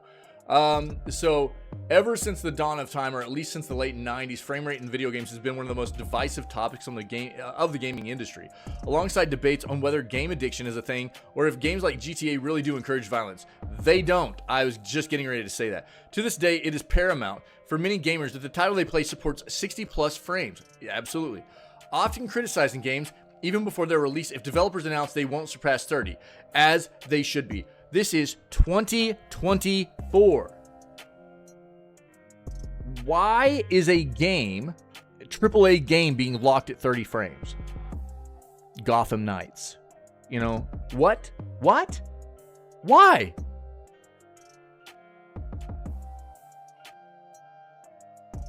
that leads me to believe that there's an issue of developers trying to push things out too fast, or they just don't care to give people the visual options that they should be. Laziness. Because there's no reason why a modern game should be coming out locked at 30 frames unless there is a specific piece of hardware, you know, like the Xbox Series S that is super underpowered, or the Switch that is super underpowered. They can't handle the frames. And in that case, you need to be very public and open about the fact that on certain platforms, it's going to be, you know, stealing at a certain frame rate because the hardware is too constrained. You know, you're too constrained by the limitations of that hardware to go beyond it. But you don't limit all the other platforms to that same frame rate. You do your jobs, you optimize it for the platforms that other people are going to play it on, and you give them those visual options. Don't be lazy. Recently, a Twitter user and a self-described deity of gaming debates known as Nintendo God addressed the issue with a lengthy thread, offering a contentious perspective on the subject matter, using gameplay videos from Platinum Games' 2019 hack-and-slash game Astral Change to bolster their argument. Nintendo God labeled the 30 FPS as unplayable narrative as one of gaming's worst trends, saying that excellent games will remain excellent and poor games will remain poor regardless of frame rate. Oh. Yeah, I know. Exactly, Ferret. Yeah. Yo, this is a terrible argument. This is a terrible argument. Yo, what up, Fallout? What's going on, buddy? How you doing, man? Happy Monday. How was your weekend, dude? Yeah, this is a terrible argument right here.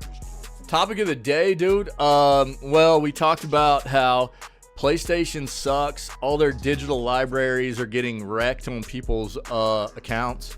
Also, the highest pre-ordered game right now on PlayStation is actually an Xbox game in Sea of Thieves, and Soup's really excited about that.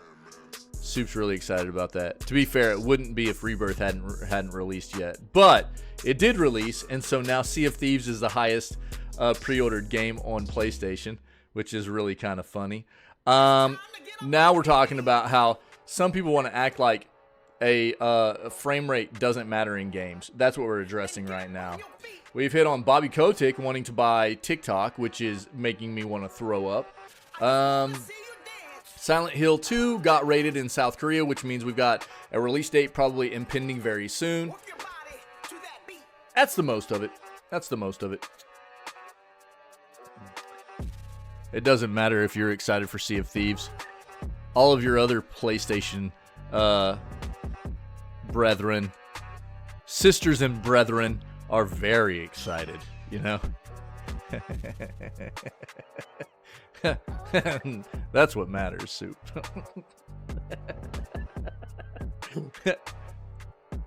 Dude, Fallout. Me too.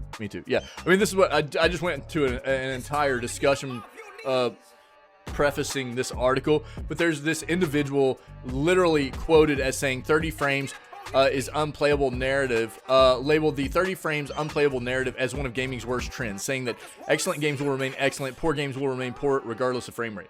Now, look, here's the thing. I will debate this argument very well with this one example, okay? I'll contrast this argument very well with a perfect example here, which I bring up a lot. You want to say that, you know, excellent games will remain excellent and poor games will remain poor games. I agree with that. There are fantastic games that will forever be fantastic games, right?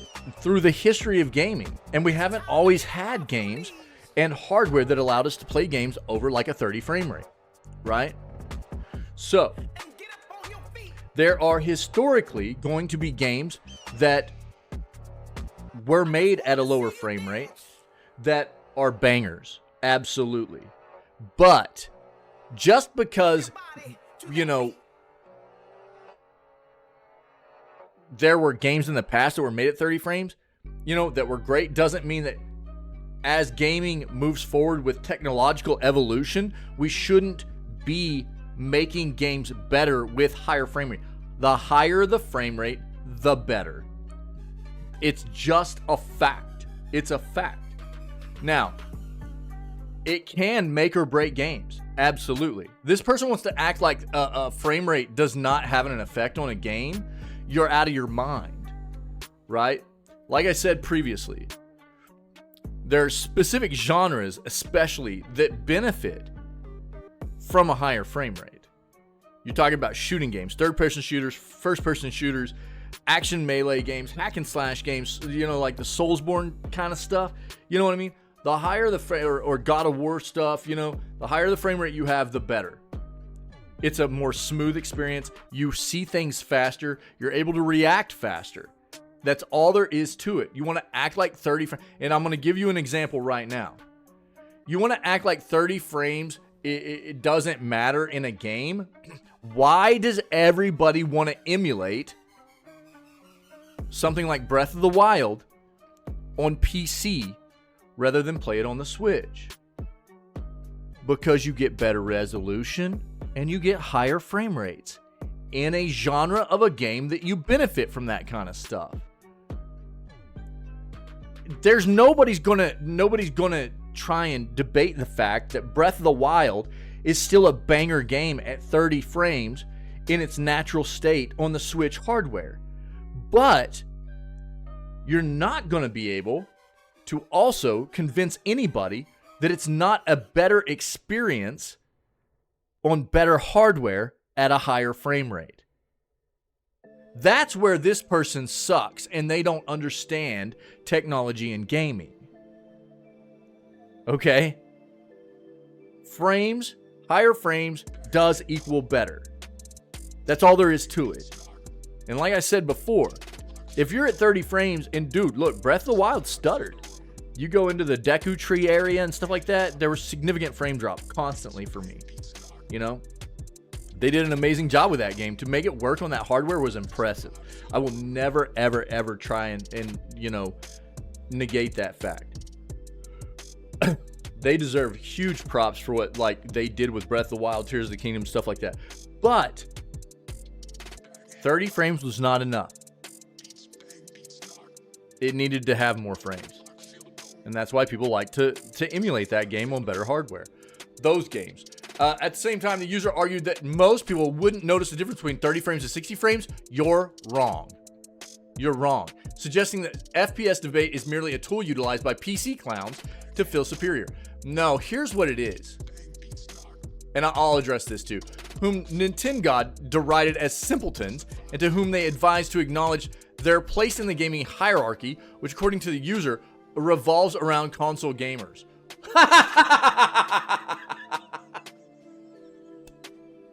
This dude's a troll. This dude's a troll. The PC side of gaming is a bigger side than console by about 30% now. What's console gaming's bringing in revenue-wise, $30 billion a year. PC's bringing in $45 billion, I think. So yeah, okay, buddy, nice try. Yeah, that console gaming is bigger. Okay, yeah. Revolving around console gaming. Give me a break, dude. But even over that, here's the problem, and I talked about this before. You take somebody like this that doesn't play on PC ever, right? All they've ever done is play on console. They've got this notion that, they're playing into this blindness of they don't play on PC, so what they play on is better than, they've got this. They're one of those people. I'll tell you who this person is. I'll tell you exactly who this person is. This person is that individual that if you don't believe what they believe, you're wrong. Yeah. If they want to incite negativity and violence or whatever, on other people, because if you don't believe what they believe, then they're not accepting of other people's notions or anything like that. They've got a very, very narrow view of the world is what that's who this person is. That's who this person is. I can see it already, just because they haven't gotten themselves into the world of PC. They don't understand technology. They're not going to accept the fact that there could be a better side of gaming in PC because they want console to be the better place to be, right? And that's unfortunate, man. To be so closed-minded like that. To be so closed-minded like that is unfortunate. I think that, and I've talked about this a lot, I do feel that PC is the better place for us to be as gamers because it's got a better quality of life. Console side of gaming has gotten gross over the past roughly decade, exponentially gross, to where it's just not as good taking care of their consumers and fans and stuff like that. Some have gotten better, but it's still not great. And I'm looking at it from a business perspective kind of thing. There's pros and cons to both sides of it, though. We talk about it a lot. As somebody who's played both sides of it my whole life, console and PC, I can see the benefits and the potential pull for people wanting to play on the console side of things. And for me, gaming's about having fun too, but I will try and advise people on the things that I find to be a more negative side of either side of the gaming sphere to just educate people on. Whereas this person's just going to try and be like, oh well, PC sucks, and they probably won't be able to back it up with any substantial kind of information. The console's better. That's their only argument. It's really weird. Here's the thing, man. FPS debate is merely a tool utilized by PC clowns to feel superior. No, it's not, dude. No, it's not. Anybody, I talked about this previously when we came across this article. Anybody that has played consistently at a higher frame rate over the years easily detects a lower frame rate or a frame rate loss or anything like that from the standard frame rate they play at when they're playing games. It's a fact. You get accustomed to the frame rate that you normally play at. I've done it over the years, right? Like I said, I've played PC, I've played console forever, right? And I've gone from playing games at a consistent 30, which seemed normal to me at one point, to a consistent 60, which then 30 felt rough, then to a consistent 120 to 144, where even 60 feels weird. You know what I mean? It's noticeable. It really is.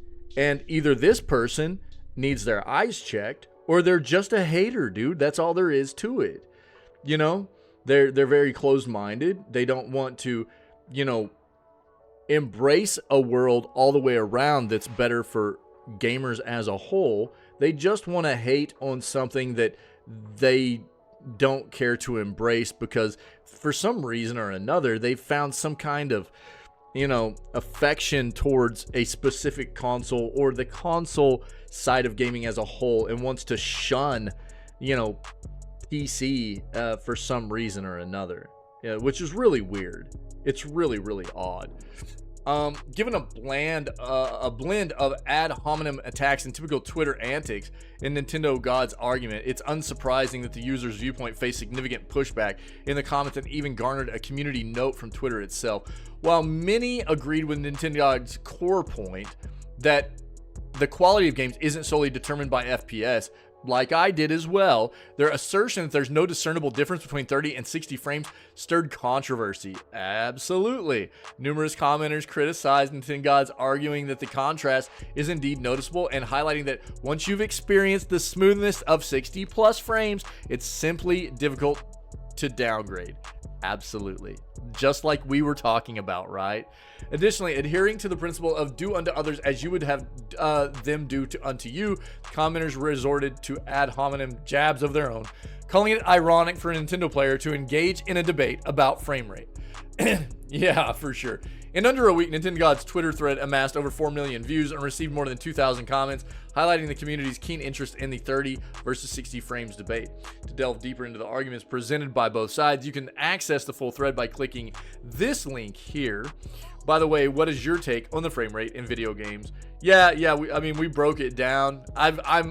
You know, we've talked about this many times through our community over the years, and I've been very adamant. I mean, to me, this is factual. This is not something debatable. This is something that is, you can't deny this, right? The only reason why people have this notion, right?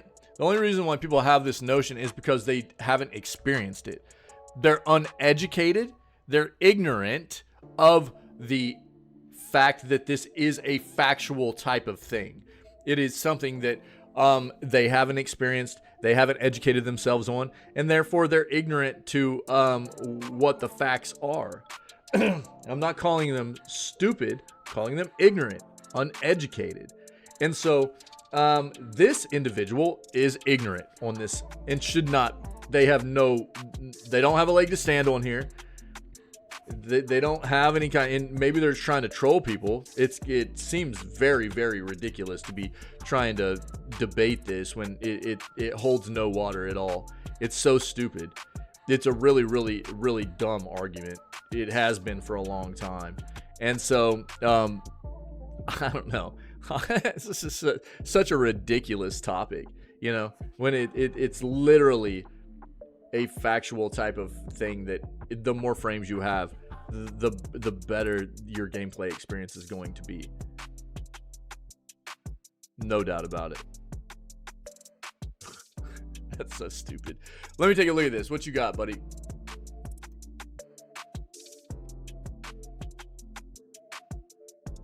Oh my God.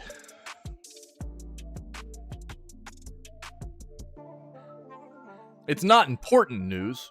It's news.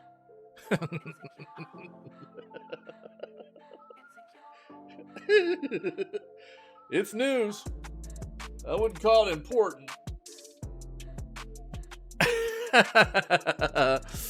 Oh, man.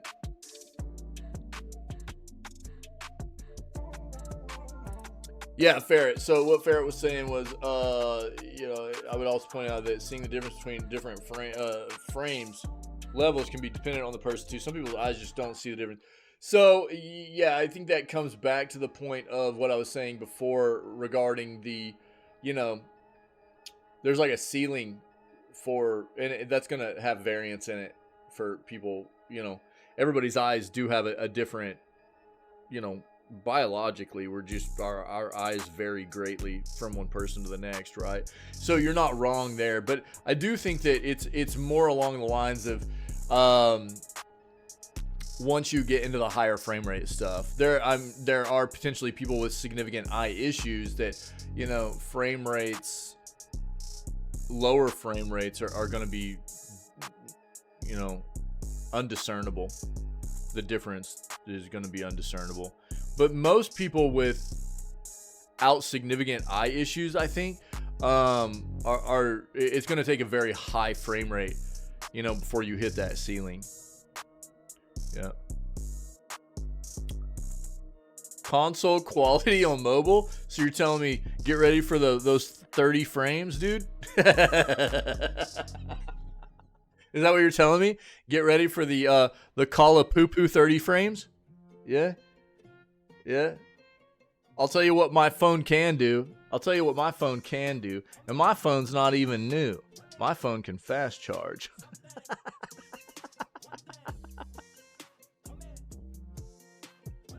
Well, I mean, you called it console, dude. Console quality.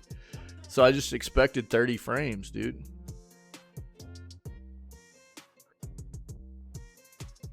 I mean, my phone's not even close to new. I love my phone, which is why I haven't replaced it.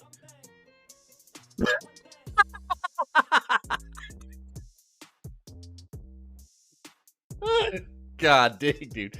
Oh, man. You should just take your phone and go prop open a window with it, dude.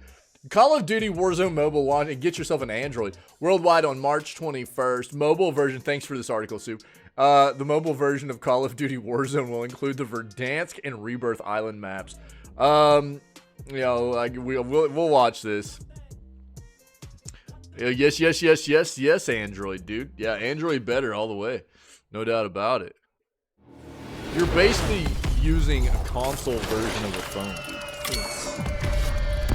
We use Android's PC version of phone. Right. You're using an iConsole.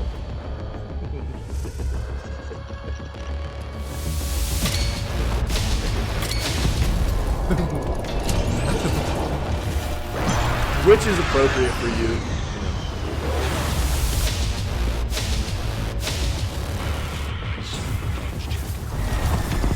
That mask was sick.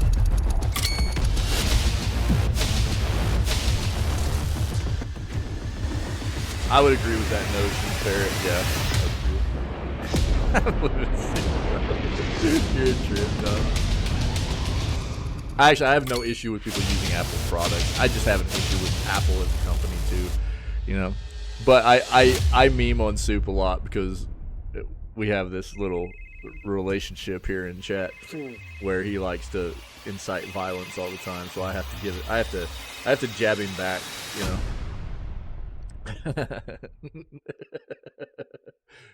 Well, that looks terrible.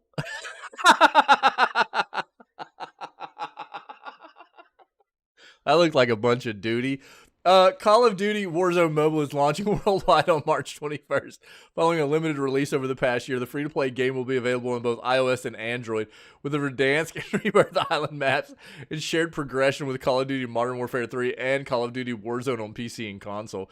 Shared progression means you can earn XP mobile, and this will contribute to your player level and battle pass across mobile, PC, and console. There is a shared weapon level progression too, so you can work on weapon experience while you're mobile and away from your TV or monitor. That is pretty cool. The 120-player Verdansk map will be available on Call of Duty Warzone Mobile, including the Verdansk Gulag, where you'll have to be where you have to eliminate a rival player to redeploy into the match if you got wiped out. 48-player Rebirth Island is also available here with resurgence rules, so you can freely respawn as long as one of your teammates is still alive. You can also access other multiplayer Call of Duty maps, including Shipment, Scrapyard, and Shoot House, with modes like Team Deathmatch, Kill Confirm, Domination, and others still available. I can't quit laughing at myself, dude. Activision has added a host of customizations for the mobile experience too, alongside controller support. If you want to avoid on-screen controls, you can also adjust the HUD and virtual joysticks, even performance or graphics modes, just like a console game. Early footage from the preview version of Call of Duty Warzone Mobile shows that this isn't just your regular mobile game.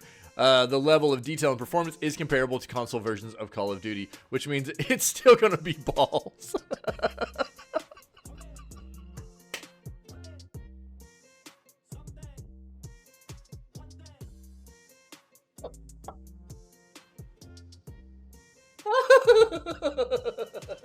Yo, if the console and PC version of the game is terrible, and you want to talk about the mobile version of the game being of the same quality as the PC and console version of the game, it's still trash.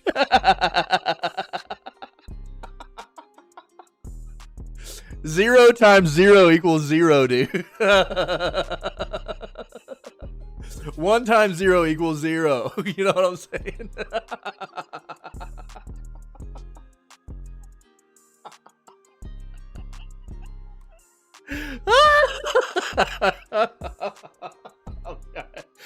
This is a great article, dude. Soup, thank you so much. Activision has spent the past year fixing bugs and gathering feedback on Call of Poo-Poo Warzone Mobile during a limited release phase in countries like Australia, Chile, Norway, Sweden, Germany, and Malaysia. Quote, this time spent with our limited release players has proven invaluable with dozens of major updates, thousands of bug fixes, and new content and features added, says Activision. given that Call of Poo Poo Mobile was one of the biggest mobile launches ever with 100 million downloads. Warzone Mobile could be another big hit for Activision. 50 million players have already pre-registered to download Warzone Mobile. You can pre-register for Call of Poo Poo Warzone Mobile over at the main of Call of Duty website. And if you register before the worldwide launch, you'll unlock a skin, weapon, blueprint, vinyl, and an emblem to be used in the game. Soup said, come on. Bro, what a great article, dude. What a great article. This was fantastic. Better than I thought it was going to be, actually. This is really good, dude. I'm dying. Oh my God, Soup. Call of crappers, dude. Oh, Jesus, dude. So good, dude. So good. Look, man, I can't help it. You know, if this is what you're talking about, right?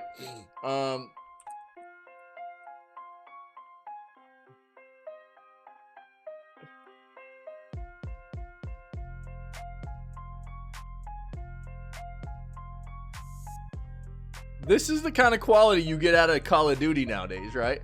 This is their most recent game. This is the kind of quality you get, and they want to talk about getting the same quality of game on mobile as you are on like console and PC. Crap is crap, dude. Crap is crap, dude. It is what it is. All right. Graphics don't mean anything if the content in the game is just balls, dude. That's all there is to it.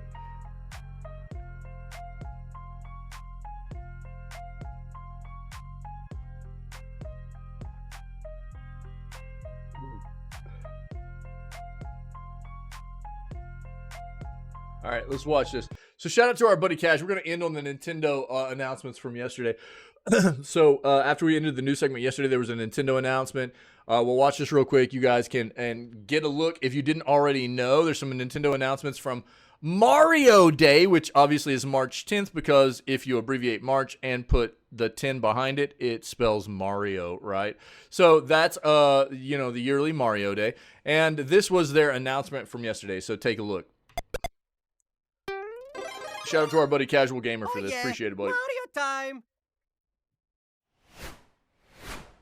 皆さんこんにちは。任天堂の宮本です。今日はマリオデーということで皆さんにお伝えしたいことがあります。私たちは今イルミネーションの皆さんとスーパーマリオの新しいアニメ映画に取り組んでいます。昨年春に公開したザ・スーパーマリオブラザーズ・ムービーは2023年のホリデーから今年にかけてもたくさんの方々にご覧いただいています。皆さん本当にありがとうございます。今回の映画もザ・スーパーマリオブラザーズ・ムービーを一緒に作ったイルミネーションの主要メンバーと任天堂で協力しながら制作していますよ。それではクリスさんにも登場いただきましょう。クリスさん。Hello, and happy Mario Day to everyone watching. I'm thrilled to be here alongside Miyamoto-san to officially announce our return to the Super Mario Brothers. Our directors, Aaron Horvath and Michael Jelinek, and the very talented artists from Illumination Studios Paris, who brought the Mushroom Kingdom to life in the Super Mario Brothers movie, have been busy at work storyboarding scenes and developing set designs for new environments. We start animation soon, and rest assured we'll be obsessing over every detail to get it just right. The film will arrive on April 3rd, 2026 in the US and many other markets globally, with a few select territories releasing throughout the month of April. Back to you, Miyamoto-san. ありがとうクリスさん。さあ、新しい映画に関する詳しいことはいつもお話している通り、手応えを感じられる段階になったらお知らせします。今回はマリオらしい世界をさらに広げて明るくて楽しい展開を考えていますので楽しみにしてください。それでは皆さん、ハッピーマリオデー。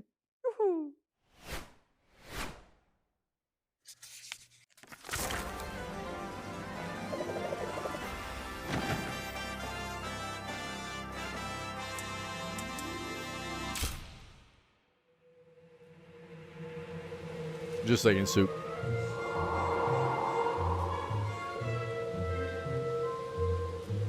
Wham, wham, wham, wham, wham. Wham, wham, wham, wow.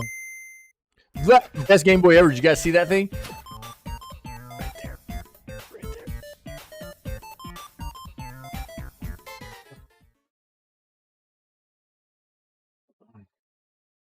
I've actually never played any of the Luigi's Mansion games, but I know they're supposed to be very good. June for a name change token. What are you going to change your name to?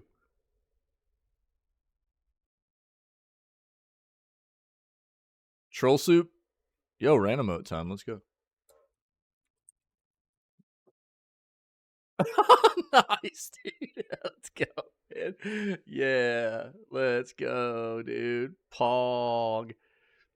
Want to know why it's 2026?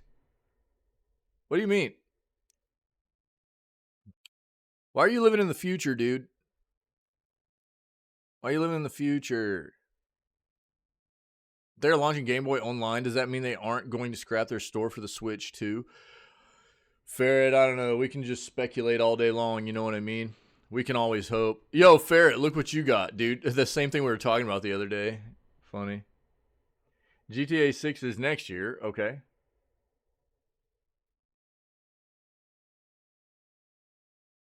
Yeah. What about it? So Mario shoe get out. Yeah.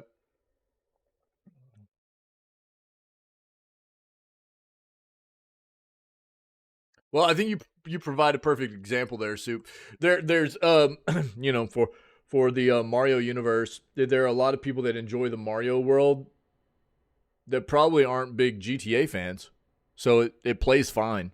Now, there are going to be a lot of people that are fans of both, but there are going to be a lot of people that like maybe potentially are, you know, those aren't universes that really mesh, you know? So there's going to be a lot of fans of like GTA that don't care about Mario. There's going to be a lot of fans of Mario games that don't care about GTA. So it's not necessarily a big deal for Nintendo, but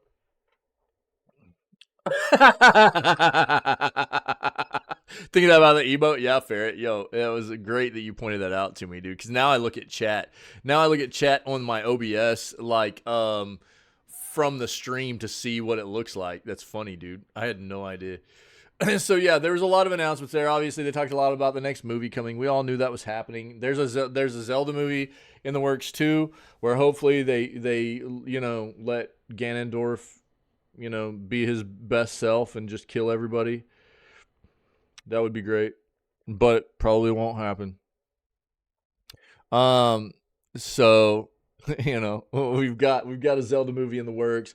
We've got the next Mario movie coming.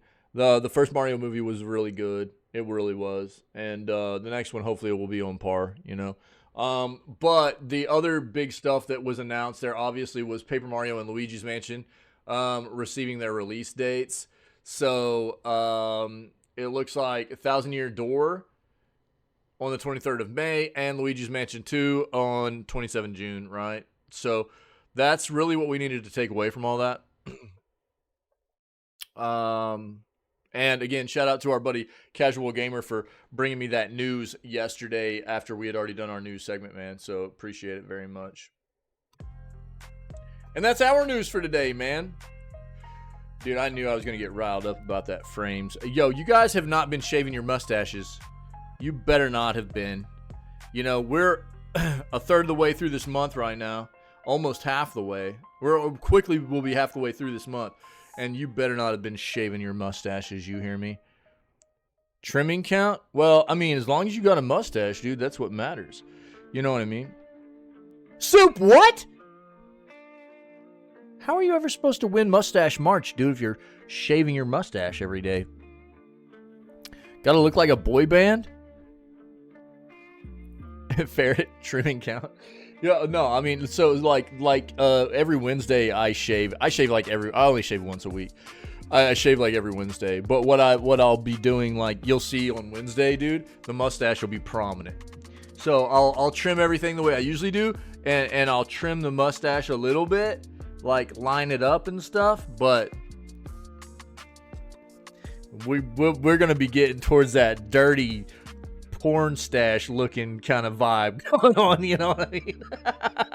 It's gonna be getting gross, baby. True, no shaving here. Yeah. No way, dude. No. Soup. True. Yeah, boy. I'll be getting that real dirty looking mustache, you know? I'm gonna get that dirty hockey mustache going. It's gonna be great. My wife's gonna hate it, dude. She hates me having a mustache. Who knows? I might just grow it for the rest of the year. She'd be so upset, dude. She'd be so upset. Yeah, you can trim trim it up, dude. Dude, as long as you're growing a mustache, that's what matters. That's what matters. I like growing a mustache. And my wife's not a fan, dude. She hates it. I think it's fun. I love how gross it looks. Yeah, I love how gross it looks. I just use cream, kill all of it. So I don't shave. I've never shaved with a straight razor, dude. Except my neck. I shave my neck with a straight razor, and my chest because I got not cool chest hair. It's like white trash chest hair. So I shave my chest too because I don't have cool chest hair. If I had like Burt Reynolds stuff or something, you know, dude, I'd rock the crap out of it. But I'm not a very hairy person. My dad's not either. And my dad's not even Native American. I'm Native American from my mom's side. And my dad's not even a hairy white dude. My dad's a white dude, and he's not even hairy. And then I've got Native in me from my mom's side too. And Native Americans are you know, usually fairly hairless people. You know what I mean? And you know, I've got really, my chest hair is not cool, dude. It's not very good. So I've always just shaved it off. I don't do the chest hair thing. I would have hairy tentacles now too. Yeah, I would. But I actually, you know, what's funny is like, even up until like in my young 20s, dude, I didn't have very much facial hair, and then all of a sudden it was just like, it just came in, dude. I was happy too because I was afraid I wouldn't have very good facial hair, but it ended up coming in okay. But Krakens aren't hairy anyways. Yeah, exactly. The facial hair thing is like, you know, because I was military, right? I was military, and I had to shave with a straight razor all the time in the military, and I hated it, dude. So I haven't shaved with a straight razor. I haven't shaved my face with a straight razor since I got out. I won't do it. I don't like it. So what I do is I use a trimmer, and I just put a low guard on it, you know? Yeah, you both went tentacles with it, I know. You know what I'm saying? You can't have hairy tentacles, dude. You know what I'm saying? But yeah, dude, I look weird without a little bit of facial hair too. I don't like looking just barefaced. You know what I mean? So what I'll do is I usually use like a lower guard, and I just use a trimmer. And I just trim it to where I've got like a shadow, you know? I just rock a shadow all the time. I don't like using a straight razor on my face. So I'll do it on the neck. That's it. But what I'll do right now is I'll still do what I'll normally do the rest of my face, but I'll leave the mustache. So we'll have this bad boy, you know? That bad boy. I'm going to grow it way down too, boy. We're going to get a real gross one going. This flavor saver going to be insane. It's going to be so good. So good. It's going to be gross, dude. Gross good. That's what we'll call it. Yeah. I can't wait to see what True's rocking. You know, the Fu Man. Yeah, it's gonna be close, dude. I'm gonna get it going like where down here to the points of where it hits like the. It's gonna be like way down here. I'm gonna rock it down to here. You know, my wife is gonna just be disgusted. Unfortunately, yeah, hiding snacks in it, bro. Yeah. It'll just be dripping tea all the time. It's just gonna be a constant tea dripper. You know. Gross. Gross. If anybody's thirsty, dude, I'll just drip some tea in your mouth, you know? True.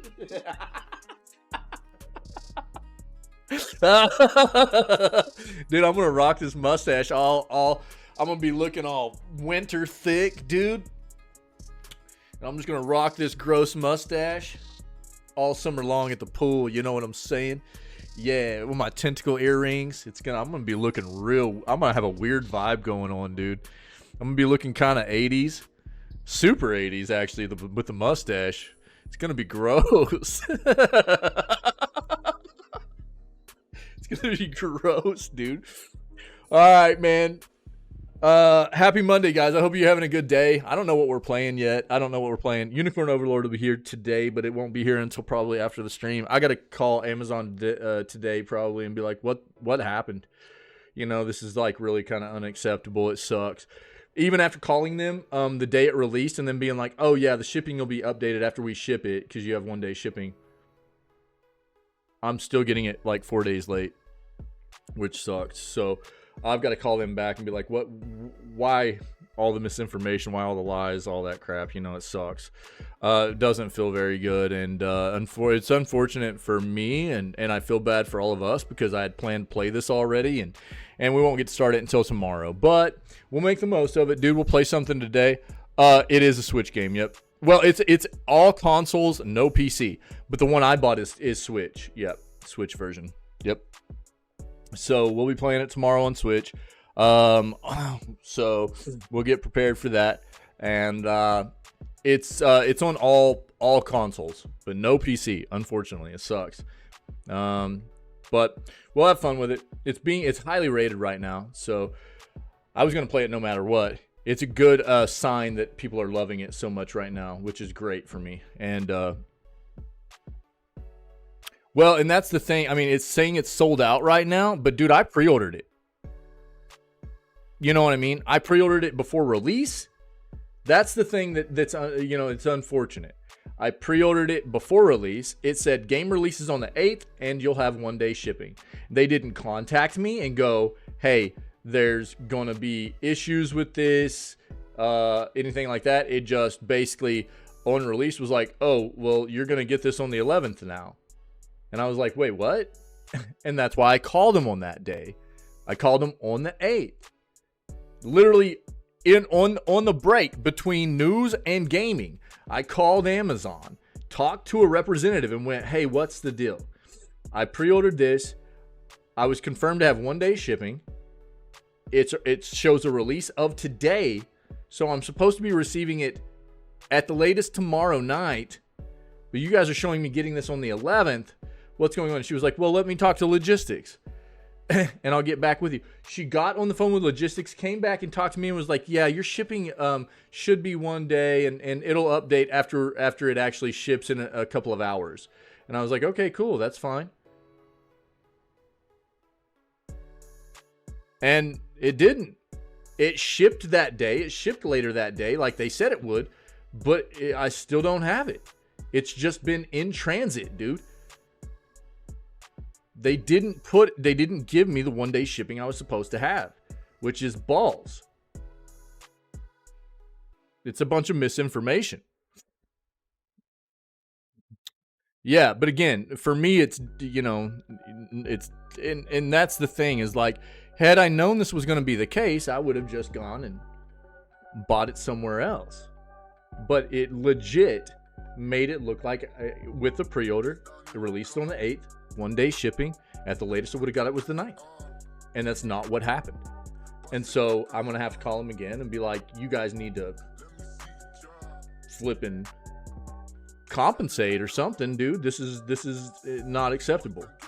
Especially after I talked to somebody and they misinformed me again, dude. That's not okay. That's not okay.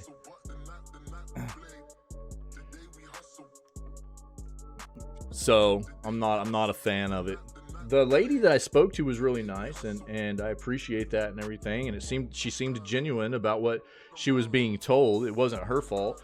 The logistics or whoever she got on the phone with was informing her of this information, and that was not her fault. She was relaying information, you know, and I appreciate her taking the time to help me out with it and stuff. But as a whole, the company did me dirty, and I feel bad about it too, you know. This was the one time, you know, again, usually I play PC games, you know, so unfortunately this game is only on consoles, and the console that I'm going to be playing it on was the Switch. And so, you know, I was like, well, let's try pre-order here through Amazon and see how this goes, because I've heard good things in the past of pre-ordering games, getting them on time, things like that.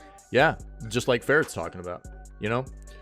Yeah, exactly, on the evening of release day. And that's what I was kind of expecting too, was like, because I pre-ordered before the end of February, well over a week before the game even released, you know. So I don't know what the issue is, but it's not acceptable, and they need to know that. And I'm pretty upset about it, because I had planned on playing this days ago now. We're going to be like 5 days late starting this.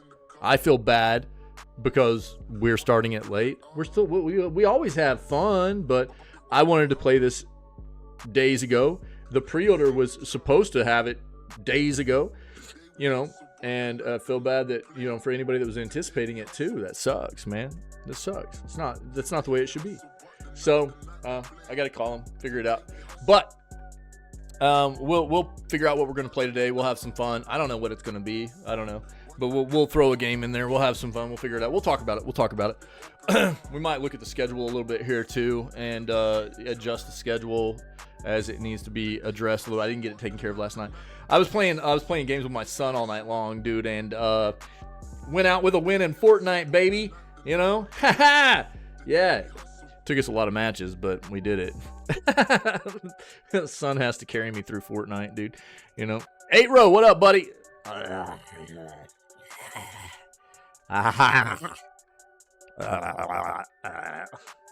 For some reason, I love how the tongue works on the pizza. Yo, dude, nice. What's up, buddy?